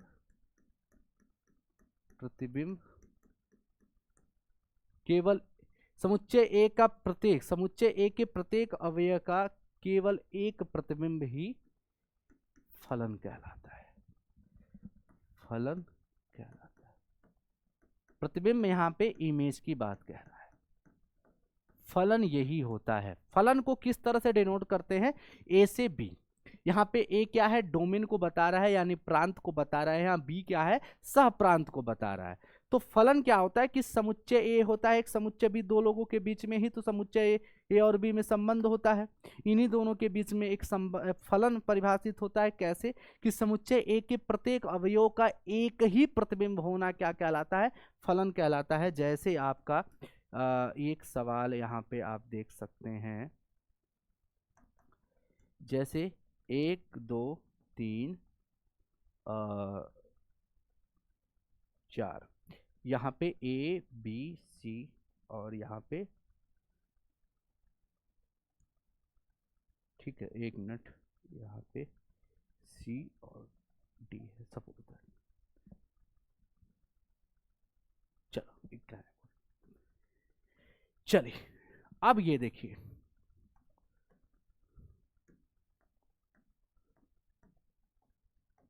मतलब ये ए है, ये बी है, इनके बीच का फलन एफ है।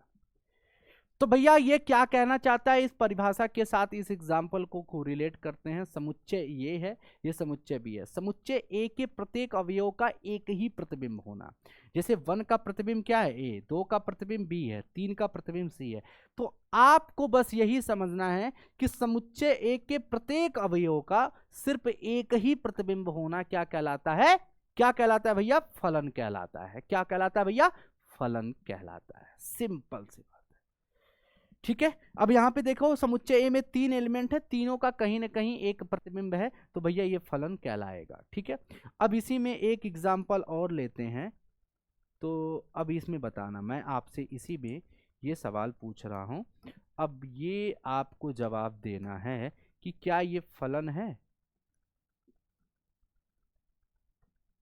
चल, अब इसमें मैं आपसे सवाल पूछता हूं भैया, आप बताना कि 1 का ए के साथ, 2 का बी के साथ, 3 का सी के साथ, क्या ये फलन है, क्या ये फलन है, आपसे मैं पूछ रहा हूं भाईजान। इसमें बताइए ए और बी में एक संबंध परिभाषित है कि 1 का ए के साथ, 2 का बी के साथ, 3 का सी के साथ, यानी 1 का इमेज प्रतिबिंब ए है, 2 का इमेज बी है, 3 का इमेज सी है। तो क्या ये फलन है, नहीं, यह एक फलन नहीं है, यह फलन नहीं है, यह फलन नहीं है।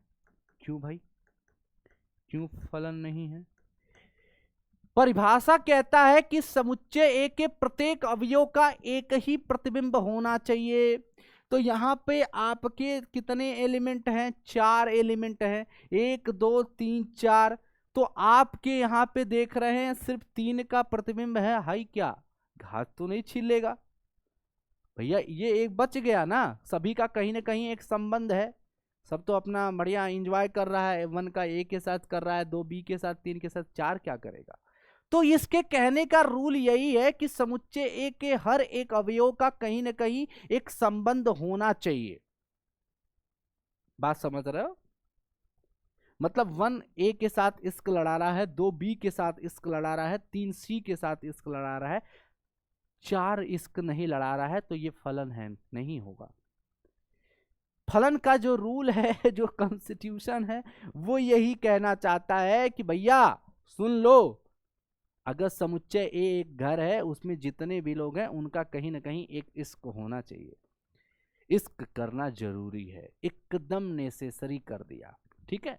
कहीं ना कहीं एक संबंध जरूर बनाओ, ठीक है। तो ये एक फलन होगा, ऐसे कंडीशन पे ये फलन नहीं हो सकता। तो ये फलन नहीं है, ये फलन हो जाएगा, ठीक है भाई, क्लियर है, ठीक है, डन है भाई।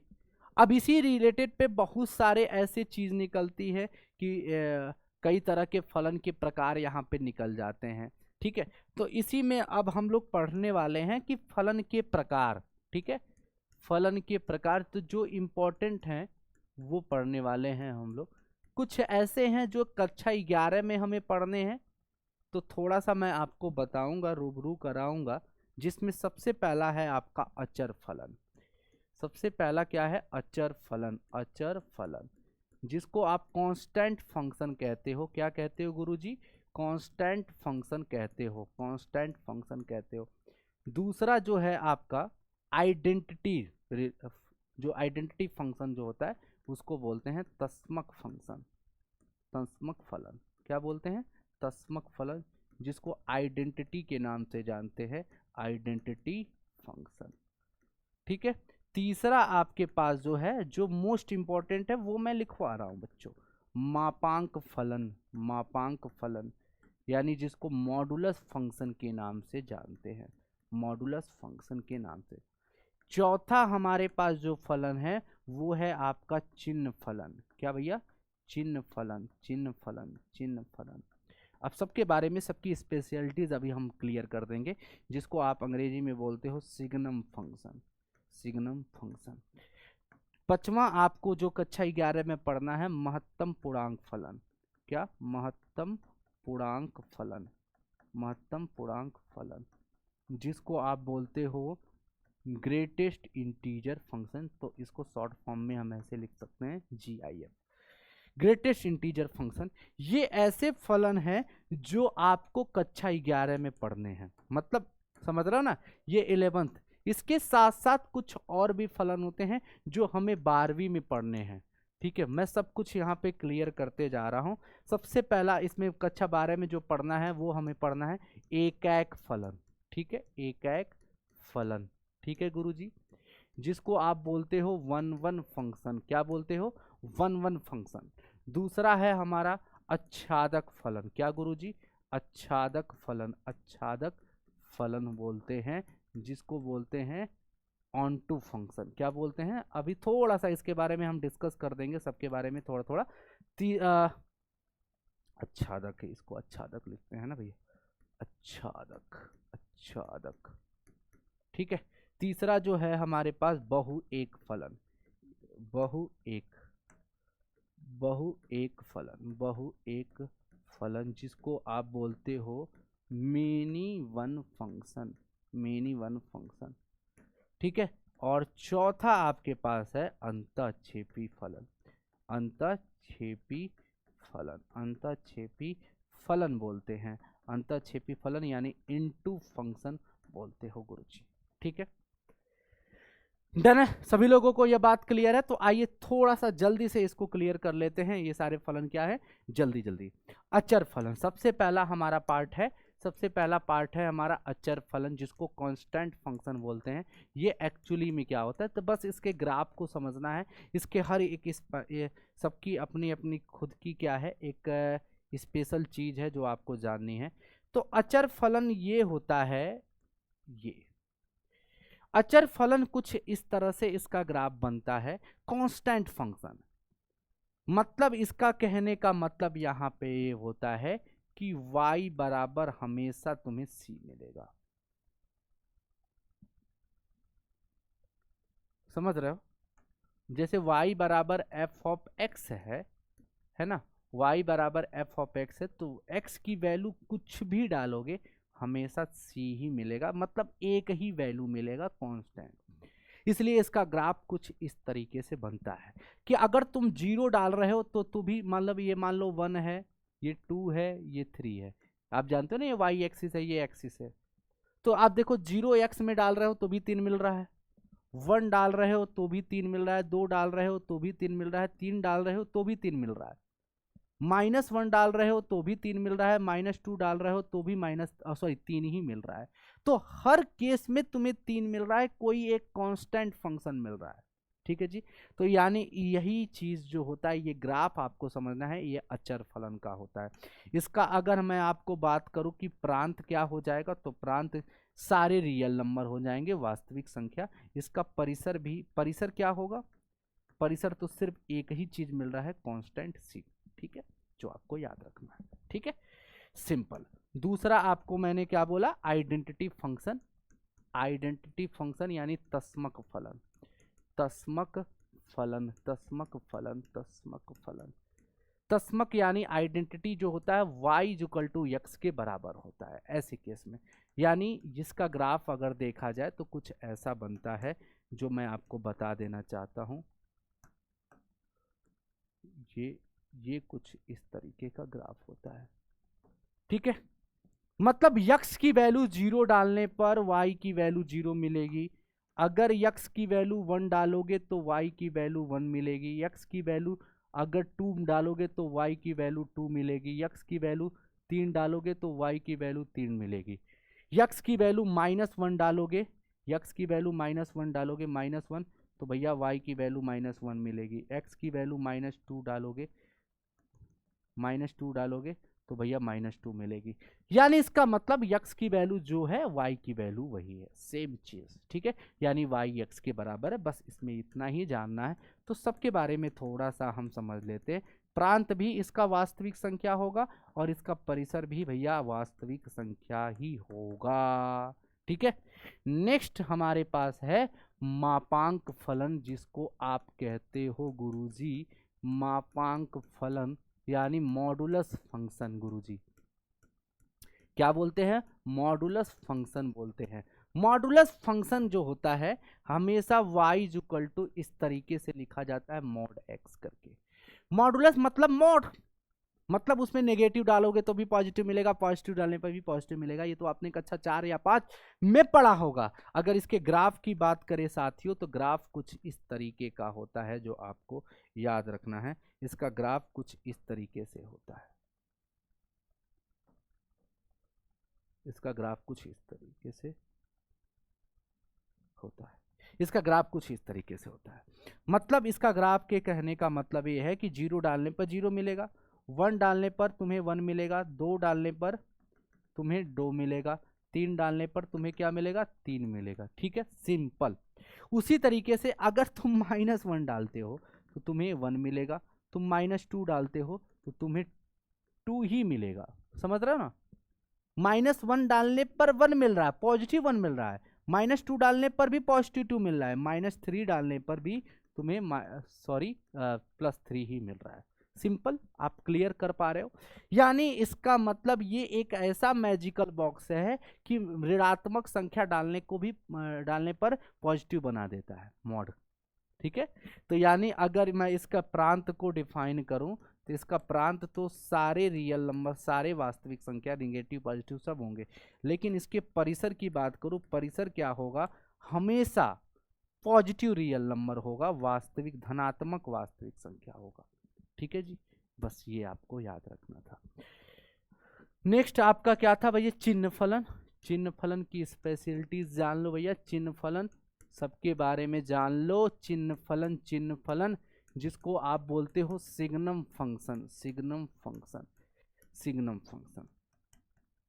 सिग्नम फंक्शन क्या होता है, अब यहां पे देखिए आप लोग, -1 0 1, यदि x का मान <0, यदि x का मान 0, यदि x का मान >0। इसका क्या अर्थ है गुरुजी, यानी x का मान 0 से कितना हो कम रखोगे, -1 से लेकर के अनंत तक कुछ भी रख दो, मतलब 0 से कुछ भी कम संख्या रख रहे हो, -1 -2 -3, तो हर केस में -1 मिलेगा।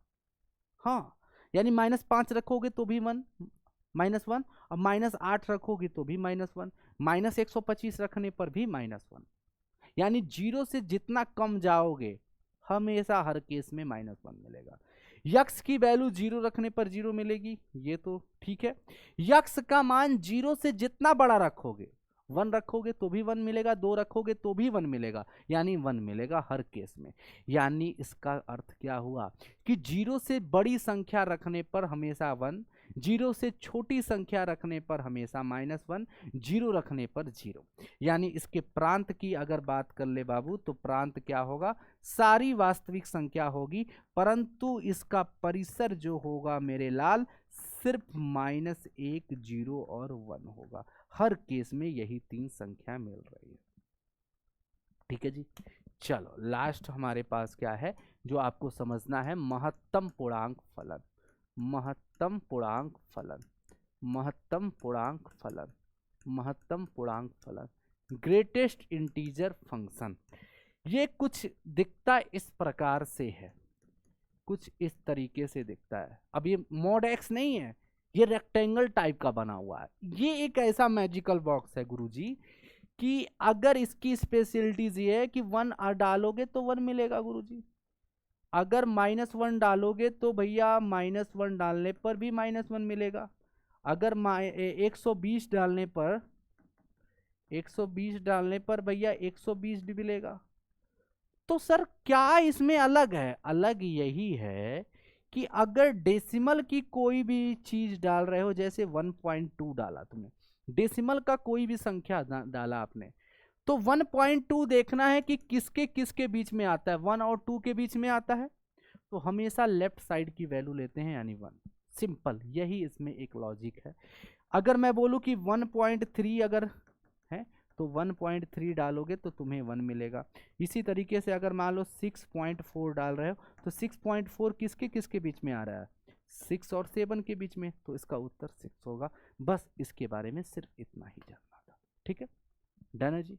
अब थोड़ा सा 12वीं वाले जो फलन हैं उनको भी डिस्कस कर लेते हैं। सबसे पहला है एकैक फलन।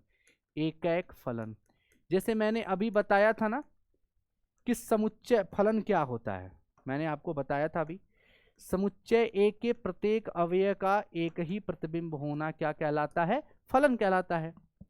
उसी तरीके से एकैक फलन क्या होता है, जरा ध्यान से सुनिए, कि समुच्चय ए के प्रत्येक अवयव का एक ही प्रतिबिंब होना, एक ही प्रतिबिंब होना क्या कहलाता है, एकैक होता है। मतलब जो परिभाषा है फलन की वही लगभग एकैक की है। समुच्चय ए के प्रत्येक अवयव का कहीं ना कहीं प्रतिबिंब होना चाहिए और हर एक एलिमेंट का एक ही प्रतिबिंब होना एकैक फलन कहलाता है। ये पहला एक फलन है, यानी 1 फंक्शन जो कक्षा 12 में पढ़ना है वो मैं अभी बता देता हूं। ठीक है, दूसरा हमारे पास क्या है, आच्छादक है गुरुजी। आच्छादक क्या है, आच्छादक क्या है, आच्छादक यानी ऑनटू क्या है गुरुजी। अनटू के केस में क्या है, अनटू के केस में क्या है, अनटू के केस में क्या है, 1 2 3 ABC। ध्यान से सुनना भैया, 1 का A, 2 का B के साथ 3 का C, यानी समुच्चय A के प्रत्येक अवयव का एक प्रतिबिंब होना चाहिए, समुच्चय B के हर एक अवयव का पूर्व प्रतिबिंब होना चाहिए। पूर्व प्रतिबिंब मतलब A का 1, B का 2, C का 3 प्रतिबिंब, पूर्व प्रतिबिंब। इसका मतलब क्या है, अगर इसे आसान भाषा में समझें, इससे भी आसान भाषा में, कि डोमेन जो होता है रेंज के बराबर होना चाहिए।